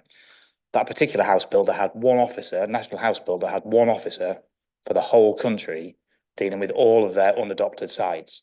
And it took 4.5 years to get that water pump upgraded to the correct standard. The council are very enacting. It's not just about the surface, don't think about that. It's about the street lighting, it's about all the drainage, etc. Until all of those criteria are met, the council will not take on that road. And it is very, very common for house builders to leave things at 98, 99% finished and just up and leave. And then it's for the residents and everybody else to get that particular issue dealt with. For some people, that's just a smell and an issue in terms of how the drains are running and not necessarily on this particular one. And I take Sandra's point that we can't require them to get the road adopted. We can require them to demonstrate that they have a mechanism for waste to be collected. And if the mechanism for that waste to be collected on this particular design is for the road to be adopted, then that needs to be part of the condition and that nothing should be done until that part is. Otherwise, we'll have to require them to put forward an alternative plan that would have bin stores somewhere to give us, otherwise we would be agreeing potentially no waste collection for 5, 6, 7, 8 years. It's built to adoptable standards. Well, no, built to adoptable standards. That's what these plans show in front of you. So the plans in front of you show that these roads, apart from the small ones that we've talked about, will be built up to adoptable standards. In terms of, I get what you're saying in terms of the consultation, we'll only collect from adopted roads, but if it's built to an adopted standard, I can't see why we wouldn't go to it. But there's no timeline for when that has to get to adopted standard. But that's not in planning terms. If it's built to an adoptable standard, we know it's capable of accommodating the development and it will be serviced by the bin lorries. In planning terms, that's what we. But if they leave one street light off every street. I'm going to interject at this point, and I'm going to say we're slightly straying into a debate around the whys and wherefores. We've had some advice from officers in terms of what we can and can't do. I'm happy that we go back to consideration of that when we're weighing the planning balance and debate. But at the moment, I'm looking for questions and clarifications. So next on my list, I think that you were asking. That was your first of the two. Yeah, that was my first question, but. And then I will come to you, Councillor. Could I ask another supplementary about that, or do you want to draw a line under it there? I don't want to go down a rabbit hole of going beyond the advice that the officers have given us. If we get into a debate around it and we need to seek clarity, I'm happy that we go back for further clarity. But I think I understand the point that's being got at, but I think we've been given some advice around what may or may not be reasonable in terms of conditioning and otherwise. So I'm. Yeah, I had a couple of questions of clarification on the advice we've just been given, but I'm happy to save it to see if it actually comes up later. I think for the sake of moving us forward, ask your questions quickly if you can, Yeah. and some brief responses and then. Okay, I'll pick this is probably a quick question. Just wondering what veteranizing is in the context of trees. It's in the report, so I assume it has some sort of weight, but I just wasn't sure what it means. I think it was the tree in the middle. It says about it having the potential to be veteranized, but yeah. I'm not sure how many years old it needs to be a veteran. I don't know, but that's. And then it's does that about- give it it's some the sort a- of- It's related to the age of the tree. And then does that give it some sort of protection that we need to take into the account of the planning balance or something? But the scheme, the tree wouldn't be compromised in any way by the development, but there's not any proposals to change it. I think that the council, that as far as I know, we are taking steps to put tree preservation orders on the trees that are within the public realm in the site, so they will be protected in that respect. But that's a process that another department needs to work through. So next was it, Councillor Moroney, was that supplementary on that? Oh no, I have got you on my list, so don't worry. It's quite a long list. Councillor Colwick. Thank you, Chair. Yeah, as you know, I was keen to ask questions around public relations. I'm pleased that the complaints procedure is already there within Annex B list of conditions from the outline consent. But my question is whether there's anything more we could do to strengthen that dialogue and public engagement, particularly around those things that would be most disruptive in terms of, for example, piling or impact upon the cemetery, and notice given of those kind of activities.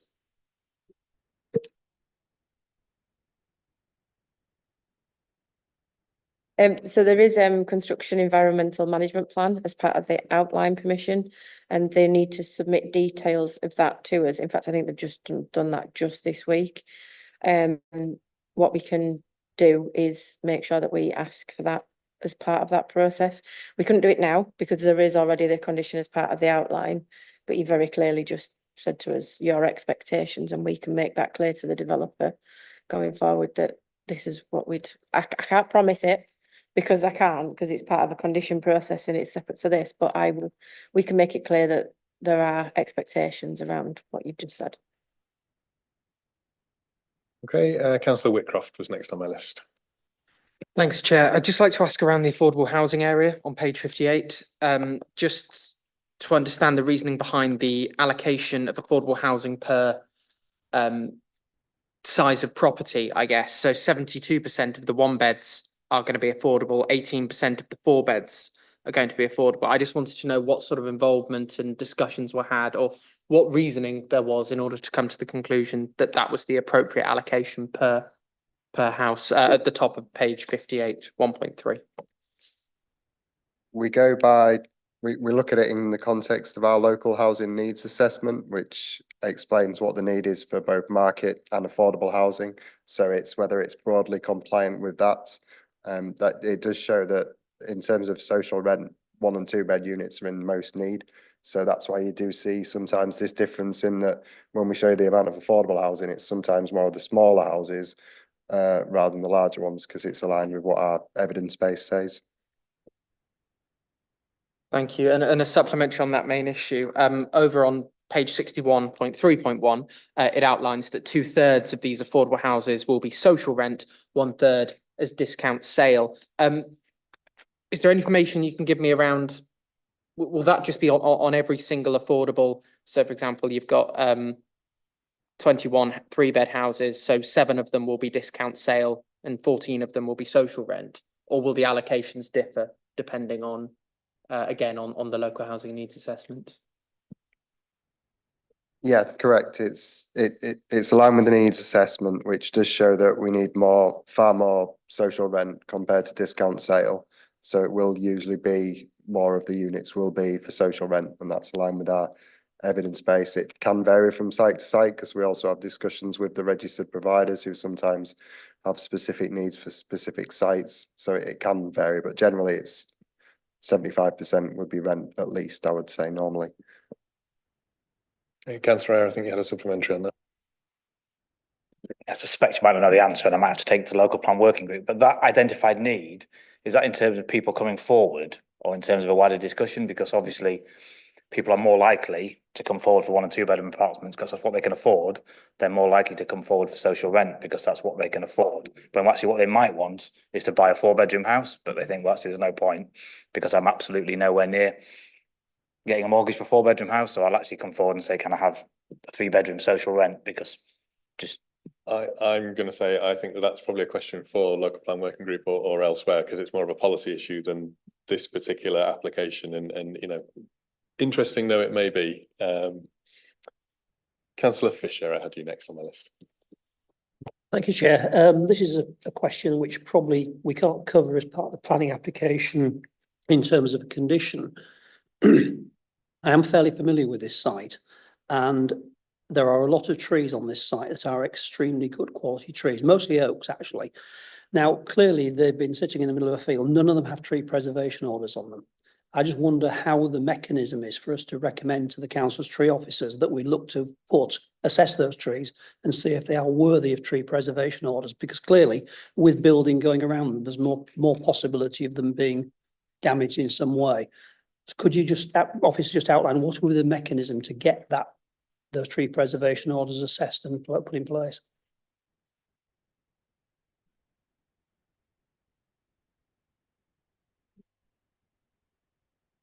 I think it would give us a bit more onus to speed up and make it a higher priority if we could feedback that it came from members of the committee, but it's something that's on the radar of the council's landscape team already.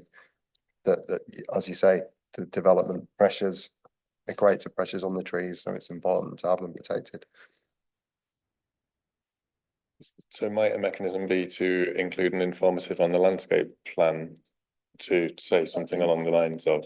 It's really an action for us as officers rather than anything the developer would instigate. Yeah, your plans show them retained. Yeah. So there's no from this planning committee as it sits now, they're very clearly retained. It's for us as officers. If we think there is such a need to put a tree preservation order on, that we then go through that process.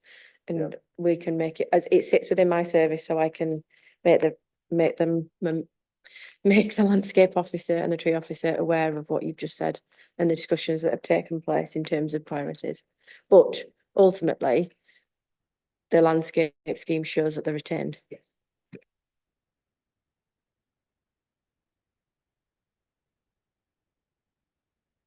Okay, next on my list was Councillor Moroney.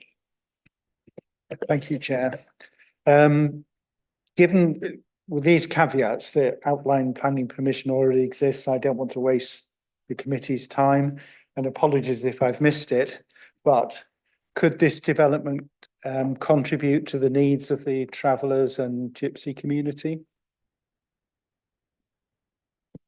That would have been part of the outline permission, not this reserve matters. It's okay, sorry. Okay, Councillor Burton, I'll have you next. My question related actually to the adoption of roads because of the chocolate works. There was an issue there ongoing as ward councillor in Micklegate ward with the adoption of the roads, which was frustrating many of the residents. So it's covered already, I think, by what Councillor Ayres has discussed, but it's something that, you know, we could put in as a condition because we don't want to have these people in the same situation. Okay, I will note that, and then when we come to debate, I think there may need to be some discussion about how we handle that aspect. So I'm just going to look and see if there's anybody else with questions who haven't asked a question already. I've got a couple of people that I'm going to come back to for further questions. If not, Councillor Rowley. Thank you, Chair. I'm sorry to kind of press on this adoption a road issue, but it's important. Is there and this is a question for Becky really. So if a condition is that the road is to be adopted at some point, is there a particular time frame by which that road has to be ready and adopted, or is it just in perpetuity? There's a phasing plan condition as part of the outline that shows the phases of development. But adoption usually comes right at the end. That's just standard with house builders. It's just how it works. And the reason why I'm asking it is relevant is that there is a development in my ward that was started 11 years ago that still haven't had the roads adopted. So it is a relevant issue.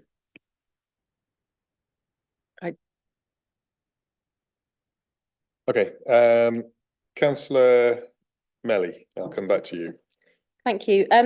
Yes, I would like to understand more, please, about this issue of fees and if we're minded to approve what we can condition about maintenance fees.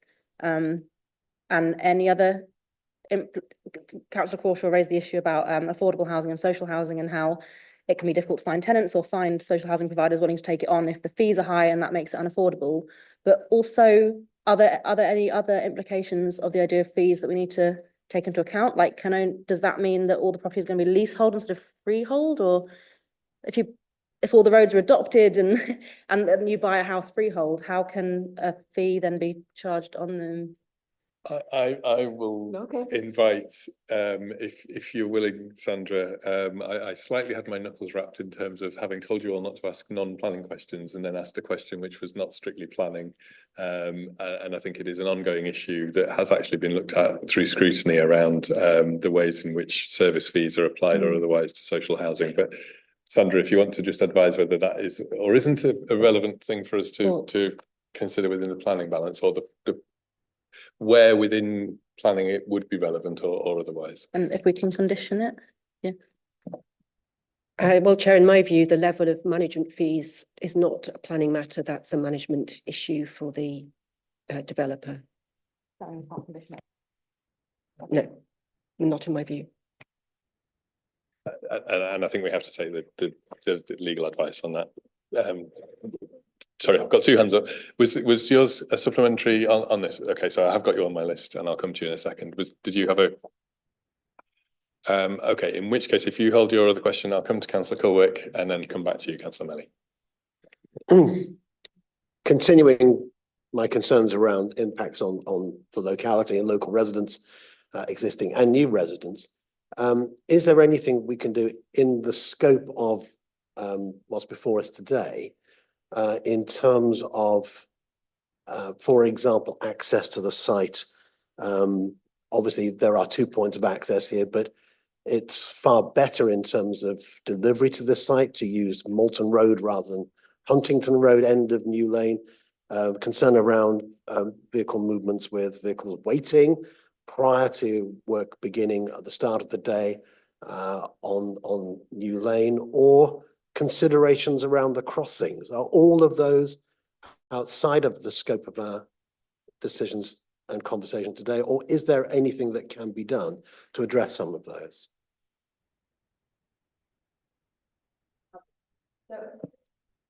Unfortunately, the vast majority of what you've just said comes under the outline permission and the construction environmental management plan that we will get through the discharge of condition and how we work through that. The construction hours, I think, is also covered in that. Is that right? I'm just looking at Jonathan. There's a specific condition that fixes the construction hours to the standard hours. So that's a condition. It's not up for grabs in any way. And the 106 again was done at the outline in terms of the contributions for traffic related mitigation measures. So they've already been negotiated as part of the public inquiry process. Just to add on to that. It's a supplementary. You said for the most part, is there an exception?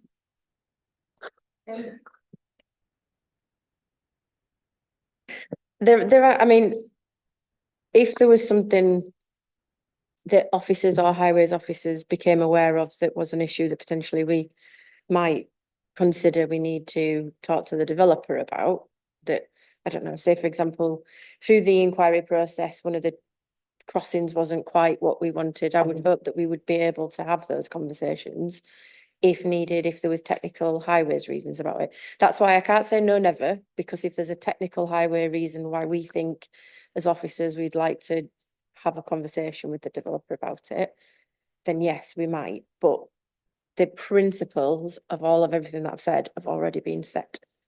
Go on, is that? I thought Jonathan was going to say. It was only to add on, when you mentioned the routing of the traffic during the construction, that is something that's contained in the construction management plan. So we can have dialogue with the developer about how that works and what your preferences are for obviously avoiding the main streets through Huntington. Okay, and Sandra, did you want to contribute? Well, Chair, thank you. It's just to remind members that this is, of course, a reserved matters application. The only matters that can be considered are those reserved matters, which are details of the layout, scale, appearance, landscaping and access. So those are the only matters for consideration now, and conditions can only be imposed which relate directly to those reserved matters. Thank you. Councillor Eyre, were you indicating supplementary on this aspect? Yeah, I think it would just, so I understood it from the condition that the means of site access, control, preventing construction delivery, parking, blocking the highway were part of that management plan that hadn't been agreed. So it was condition 5 said that the means of site access and measures to prevent. Just for clarity, are we talking condition 5 of the reserve matters? Reserve matters. Yeah. No, the outline. Of the outline. Yeah. So the means of site, what was being discussed, the means of site access and the measures to prevent construction delivery vehicles parking, blocking the highway were deferred to the construction management plan, which hasn't yet been agreed. No, they've submitted the information, but we haven't agreed it yet. So I think it was probably just to reiterate what Councillor Corley said, having very much so. To praise this committee in terms of the development I had in my ward, those issues around points of access at Hemplan School and vehicles not waiting were put into that plan and have worked very well when people didn't actually do that. It was very simple to point that out and they did stop doing it quite quickly. So I would urge officers to take on board those comments and look at, because having 5 larger wagons parked in a row waiting for 2 hours isn't great. Okay, yeah, I think that will be taken into account. Councillor Melly, you had another question. Yes, thank you. I had a question about what policies to do with level of parking provision we can take into account at this outline stage. I was a little bit surprised to hear the developer say that although they would like a sustainable development and a travel plan based on park and ride and buses, that the advice they've received is that they have to provide a certain level of parking for dwellings. I was a little surprised to hear that, because whenever there's a large development in my ward in areas with parking pressure and 0 parking provided on site, that always seems to get approved. So is that to do with not being able to control that at this stage of planning, or is there a policy we should be taking into account on that? We don't, it's the same as we've advised on locally, the relevant transport policies refer to an SPD, which isn't in existence. So we don't have any specific local guidance that says how many car parking spaces is acceptable or otherwise per house. We have to defer to what the MPPF says more broadly about car parking standards and setting them in certain locations. And what are those standards, sorry, in the MPPF? There are 2 sort of elements to it. It tells you to consider if you're setting standards locally, it's very adverse about setting minimum standards, and it says if you do want to set parking standards as a guidance, not on a case-by-case basis, you should look at how sustainable the location is, what car ownership trends there are locally, which is difficult until we get the new census data. And they're the key policies that we have. That one of the local policies we do have that talks about densities, and it does encourage building at a higher density when you're in transport corridors with good bus links. So that's something that's indirectly aligned. So example, if on one of the main transport corridors, if a developer came to us and wanted to do a higher density development with lower car parking, that would be aligned with our local guidance that we have in local policy. So in terms of this application that we're considering and the planning balance and whether it's acceptable development or sustainable development, does that mean there's nothing we can take into account in terms of levels of car parking provision because we don't have a local policy? Importantly, we have to be consistent, and it's not materially any different to the Hull Road site that was approved last month. And for the location, it's not drastically out of character for a suburban location. I would say most of the houses do actually only have one car parking space. Some of them do have 2 and 3, but they're 4-bedroom houses. So we don't, I think if we were looking at it and assessing and we thought the density of the scheme was too low and it was dominated by car parking, then we would go back and say we wanted to do a different type of development. But it's not, you can see from the layout, it's not a car dominated layout. It's standard for the location. So we don't feel we've got any grounds to oppose it because it's got too much car parking on it. Okay, any further questions from members? Not seeing hands. I've just got one question that was based on something that one of the public speakers talked about, which was the separation between, and I'm afraid I don't know the names of the road, but it's, I think, at the north end of the site, and yeah, and do we have any details of the figures of what the separation distances are? It's in the report, I think, if I remember rightly, the standard distance is 21 meters. That's the usual standard acceptable. And I think this varies between 23 and 26 meters, if I remember. 22. So it's definitely over the 21 meters that is standard of those kind of elevations to each other. And in terms of the boundary between the two parts at the edge of the site there, I believe that's an existing hedgerow that's retained in terms of what's currently there, and then it's not, the hedgerow isn't consistent on the full extent. Hopefully, if you just to the right of the pointer, so there is a hedgerow. About 10 of the houses has got a hedgerow behind it, but then it's there's not a hedgerow. Otherwise, it's just trees and variable boundary treatment. But yeah, as Becky said, that our standard suburban separation distance is 21 meters, and it varies because both the houses to the north of the site, as you can see from that plan, vary as well. But it's at least 22 to 23 meters, but quite often it's up at 25, sometimes going up to 30 meters. So that separation is more generous than what we'd usually accept, and it's more generous in the separation of houses in the site. So we feel it's reasonable in that respect. And the outline didn't set any parameters to have a sort of landscape buffer on that side. So if you look at page 73, the second dash, it talks about residential amenity, and it says where the houses back onto Saddler's Close and Forge Close, there is a separation distance of at least 22 meters back to back. Typically, the separation distance is greater, and in some cases up to 32.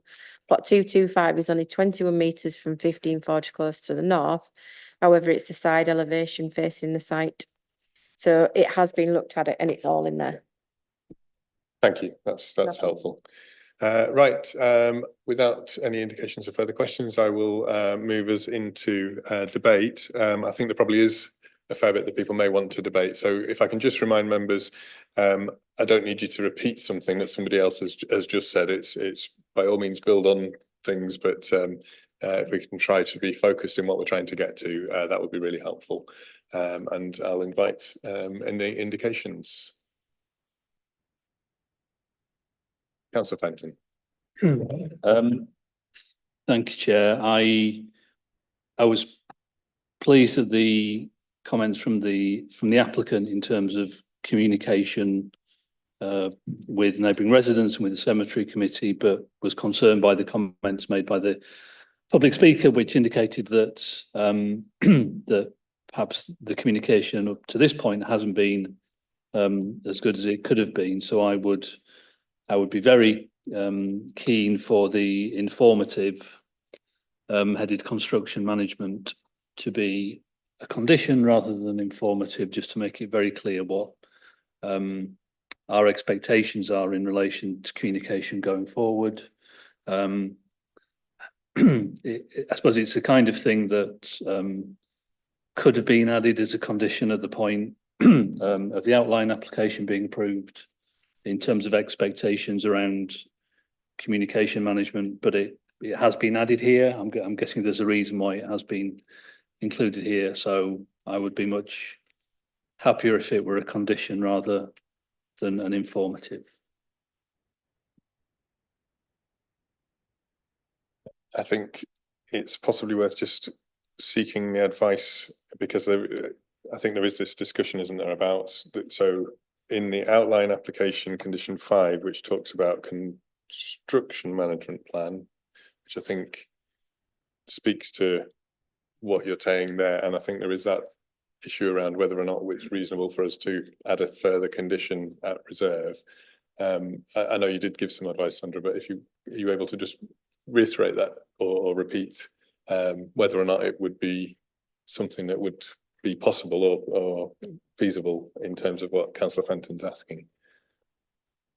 Chair, well, if it's already covered by a condition on the outline consent, then that condition cannot be altered. We can't revisit the outline consent and vary conditions in order to take away from what was granted at the outline consent or make things more onerous than what was granted on the outline consent. So we can't revisit that condition. We could only add on conditions which relate directly to these different conditions, which don't alter the outline conditions, but which relate directly to the particular reserve matters. And I don't see that this would meet those tests. I don't know if Becky has anything to comment to add. I was just going to completely agree with Sandra. That's why we put it as an informative, to make sure it's still drawing the applicant's attention to what we would like to see. But we felt that it isn't reasonable, and if challenged, it's not something that we think we could defend, hence why we put the informative. So yeah, Sandra's advice on that one. So I think the line I would take on it is that there's very clear advice from officers. If members of the committee were minded to defer or to stray from that advice, I would be seeking to do that by vote. And you know, I'm happy to test that if people were in that position that they wish to do so. But my personal view would be to caution against, given the strength of the advice that we're being given. Councillor Ray. Just on that particular point, we could amend the informative to suggest, because at the moment it basically just says the developer is recommended to inform residents. I think the construction management plan is important. Anything we could put in to say that the work with ward councillors, etc., towards the development of that construction management plan to ensure that all relevant matters are included would be my suggestion. That would allow people to input into the best routes of access, the best route, etc. Sorry, I'll let you answer that and then I'll come to you, Councillor Rowley. That would be the right place to do it, is our advice. Councillor Rowley. It would just be a change of a word from recommended to expected.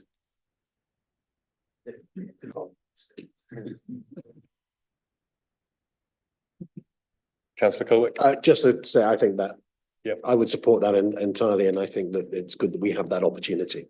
Yeah. I'm quite happy that that's a reasonable way forward. I'm seeing nods around the table in terms of the final wording of that. Becky, are you happy that you've captured what the wording is, or if we go to chair and vice chair just to agree? I'm happy we've caught it, but if you want to see it first, it's up to you. It's entirely up to you. I'm personally happy that it's been caught. Yeah. Yeah. Okay, Councillor. Just my more general point. I'm still struggling in terms of this one on the issue that we've gone around. If this was being presented as a development with unadopted highway, we would be refusing it on the grounds that there is no demonstrable way of dealing with waste. The fact that that is not being covered in terms of that, and hearing all the stories around the table, we know full well there can be lengthy delays. I appreciate that we cannot make it a condition that the highway is adopted, but if the requirement is for waste for it to be adopted, then there must be some form of wording we can say that makes sure, because it is about the layout, because the layout we would have to say, no, I'm voting against this, go away, and come back with a completely different layout, including bin stores all over the place, to make sure that's there. And just having it on the word of somebody that it will eventually, and the answer to Councillor Rowley's question is yes, it is in perpetuity. It could be, and there is instances that it could be down to one street light on each thing. And it's then the developer's choice to go, well, actually, do we bother doing that? Can we bother going back, or do we do we move on in terms of that one? If you have that point that one street, and it could be the one at the very end, that they've missed a street light on and the council will not adopt it, and those people at the end of that thing will have no waste collection until such time as anybody gets on to the relevant house builder and say, at what point can you come back and put that street light in? So I think there needs to be something on the basis that in terms of being able to approve this development, the highways have to be adopted at the point that people are occupying those houses. So there needs to be something. If not, then to be honest, I will vote against it on the grounds that there is no available bin storage. Well, Chair, can I just comment generally that I know what Councillor is saying, but he has received, I think, assurances from the developer that they intend to have the roads adopted, and they usually are adopted. If taking things, Nigel Ayres' comments to its logical conclusions, I would have thought then that the committee would be looking to refuse every future residential development in case the roads, for whatever reason, end up not being adopted. So I just can't, I don't think that's that would be only a on that new reasonable piece of position. information about not collecting waste. That's never been there. Can you not talk across, I will bring people in and carry on a debate, but. Because I would have thought that the waste position would be the same on every other development if they were only going to collect from adopted waste. So it would be the same therefore for every future development, therefore that there could be no, taking this to its logical conclusions, that there's always a risk. There's a risk that the drains might not be constructed to adoptable standards, and therefore, they may not be. It just really isn't the way that the planning process works. I don't think there are conditions, there are plans, there are intentions, and the things are conditions are put in place to ensure that things happen. Okay, I'm going to come to Becky. I will come back round. I saw a couple of other hands as well down this side of the table. I don't know if you want to just indicate again if they were wanting to. I think what is the issue here is that we've had a consultation response from a person in Worst Services that said we won't collect unless it's adopted. We know that that's not the case because we know that bin lorries go down unadopted roads all the time. So what we're hanging on is one consultation response where somebody has quoted something where they said we know that that's not necessarily the case. Jonathan has given the advice to say in new developments they wouldn't be looking down, but this is due to the wagons and how they can swing around and how they can move in. They can't get into those small developments, reverse in and come back out. We know that this is going to be built to adoptable standards where a wagon can get in. So there is no reason from a planning point of view not to approve it, because we know that it can be serviced, and we know that other developments in York happen that aren't adopted but are yet to adoptable standards where a bin lorry will go down. So in terms of reasonableness, it's entirely reasonable to think that the information that we have is sufficient for us to believe that a waste collection service can happen due to the size of the roads being constructed to an adoptable standards. You're hanging it on one response from one person in the wording, and I don't necessarily think that that's right where you're at with it. I am what I'm going to do, because I had Councillor Melly sort of frantically indicating to me and Councillor Eyre as well, and I know you want to come back in. I will come to both of you. I'm just going to make a brief observation myself as well, which is I think that we probably, a lot of us have developments in our wards that have got roads that were promised to be adopted that have not yet been adopted. I know in our ward, in Micklegate, Councillor Burton's already mentioned the site near the Chocolate Works. Now, my understanding, to the best of my knowledge, is that those bins on that site on the adoptable roads are collected. So I think that what we need to be conscious of is this somewhere where people's waste is going to be collected, or are we hanging on a sort of something that may potentially happen, but actually is not likely to happen? Because I've asked Becky to see if there's a way of finding out if we've changed policy or anything that's different. But certainly the Chocolate Works site, which has been built out over the last 10-15 years, isn't yet adopted. There are some issues around adopting the roads, absolutely, and I think we'll all be familiar with them. But the waste bins are collected, and we just need to be careful of not reacting to a particular set of wording or a particular catch that we've found in a way that is disproportionate to the problem that's ahead of us. I think that would be my take, but I will come to Councillor Melly and then I will come back to you, Councillor Eyre. Yes, Councillor Clark and I, like many other people on the committee, have similar issues in our wards of developments that are more than 10 years old now, where planning and the residents expect them to be adopted, and we haven't been able to get the roads adopted. And so I share those concerns, and it's frustrating that in the planning system it seems like we can't solve that. It seems like we just don't have any mechanisms available to us as a committee, and I'm finding that frustrating, especially when I feel like despite officers' best efforts, don't feel like I quite have enough information, because you're saying you expect them to be built to adoptable standards, but my understanding from what we heard in public participation was that the current plan was for some of the roads the current design is not to adoptable standard. It's got kind of paving, and the paving wasn't the word. And we don't have much information from Waste about why they don't want to collect from unadopted roads. Is it just to do with widths and manoeuvrability, or is it to do with liabilities of if a bin wagon damages anything on the road, or if the road damages the bin wagon? I feel like I don't have the information. And similarly about fees, both for social housing tenants and whether or not we actually, we have planning policies that require affordable housing. If we approve this, will the housing actually be affordable meaningfully, or will there be high fees? And not just for affordable housing tenants, but for all tenants. Is this going to be one of those famous leasehold situations where fees escalate and escalate? I find that all concerning and frustrating, but we don't have a planning mechanism to deal with those concerns. And given everything else about the application, these concerns for me don't tip the planning balance against approval. They're just frustrations. So I'm minded to approve despite them. Councillor Eyre. Thank you. Yeah, I take on board Sandra's point about all the other sites. The issue with this, Sandra, is that's never been there before. That is an entirely new thing that's been introduced to this committee about saying that. And if that is applied to every other one going forward, then yes, I agree. That has applied a huge problem to everything going forward. I think the comments you made about drainage and waste is different. The drainage issue is a contract between the house builder and the person who buys the house, which we have those on adoptable roads. Is if that issue is had, they have legal recourse as purchasing that property from that organisation to actually make them do that. The waste is a third party. The person who buys the house from whichever house builder it has doesn't have any leeway to then go back to them and go, hang on a minute, why is my waste not being collected due to a decision that the council's made that's not part of the contract? So they have no other recourse.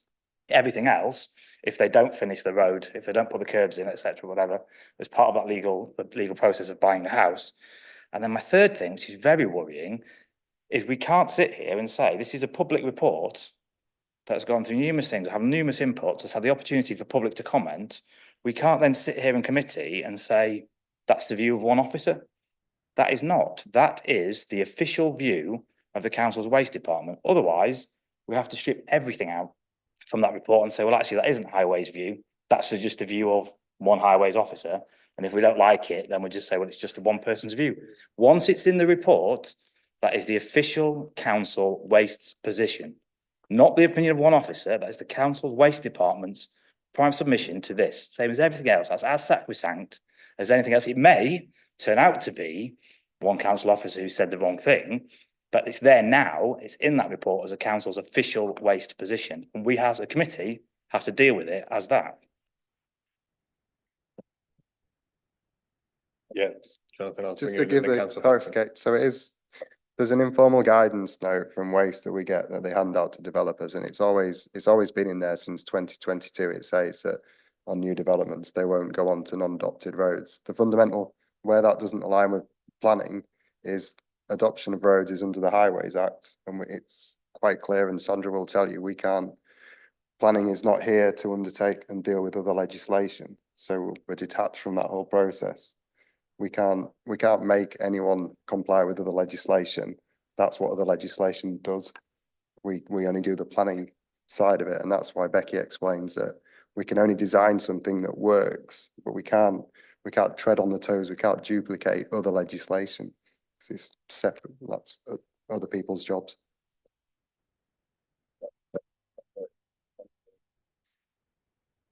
Okay, Councillor Fenton. Just on the the waste collection issue. I think what the officer who wrote that comment may have meant, and I'm second guessing, is private driveways rather than unadopted roads, i.e. stretches of highway roads, whatever we want to call them, that it is never planned to be adopted and which have not been built to an adoptable standard. But I'm guessing. I share Councillor Ayer's concerns in terms of if we take at face value what is written, it's a concern for this application and for others. On the issue of service fees, that's normally something. If this were an application that had been submitted by a registered provider, would be having that discussion with them here in terms of sliding scales of service fees.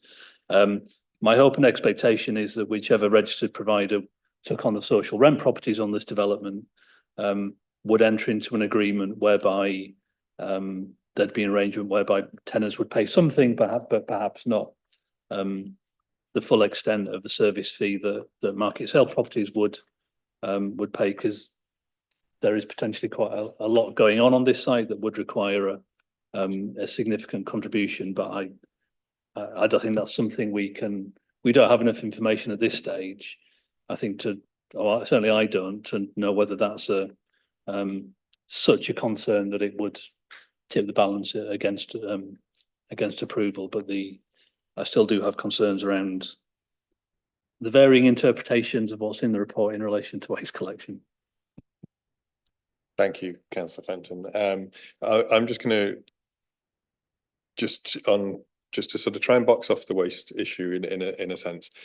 My observation would be that if you look at the plan in the way that it's been understood and discussed between the officers and the applicant, it's quite clear that there are waste collection points at the end of the unadoptable parts of driveways, and there aren't similar collection points at any of the adoptable parts of the driveways, which would suggest to me that there's a clear understanding that those roads will be accessed by waste vehicles and the waste will be collected. I think, you know, I take the point that Councillor Ayer makes in the sense that once we publish things into the public domain, they become the position of the planning department or the council or whoever it might be. But I also think that it's probably reasonable to assume that there is a response here that perhaps for you know, to save us this time on a future discussion, we just need that little extra sentence or two, or even word or two that just makes clear what the understanding is. But I think the understanding in terms of practical terms, how the discussions appear to have gone and how the plan has been presented for us, I think the understanding is actually fairly implicit within the plans, I would suggest. Councillor Rowley. And again, just to back that up, Chair, in that whilst I'm frustrated, as I know other ward colleagues are, and other colleagues around the table, that unadopted roads within our wards haven't been adopted. I'm not aware of any unadopted roads currently that the waste vehicles don't go down.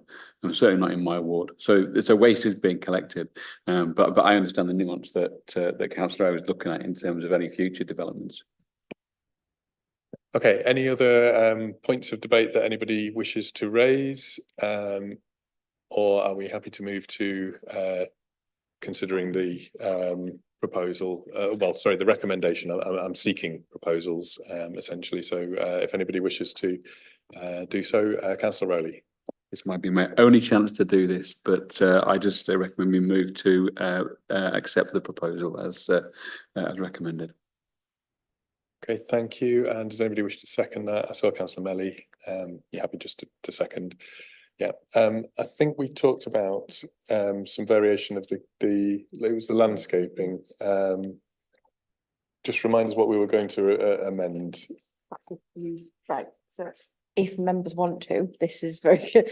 There was condition 4 is about landscaping, and it was mentioned about being specific about the landscaping where the proposed extension to the cemetery is. So you need, if members want to do that, you'd need to make it as part of your proposal. So that's what you may want to do at this point. Yeah. And amending the informative. On the construction on the management. construction one. Yeah, I would include those two recommendations in my proposal. And you're having second.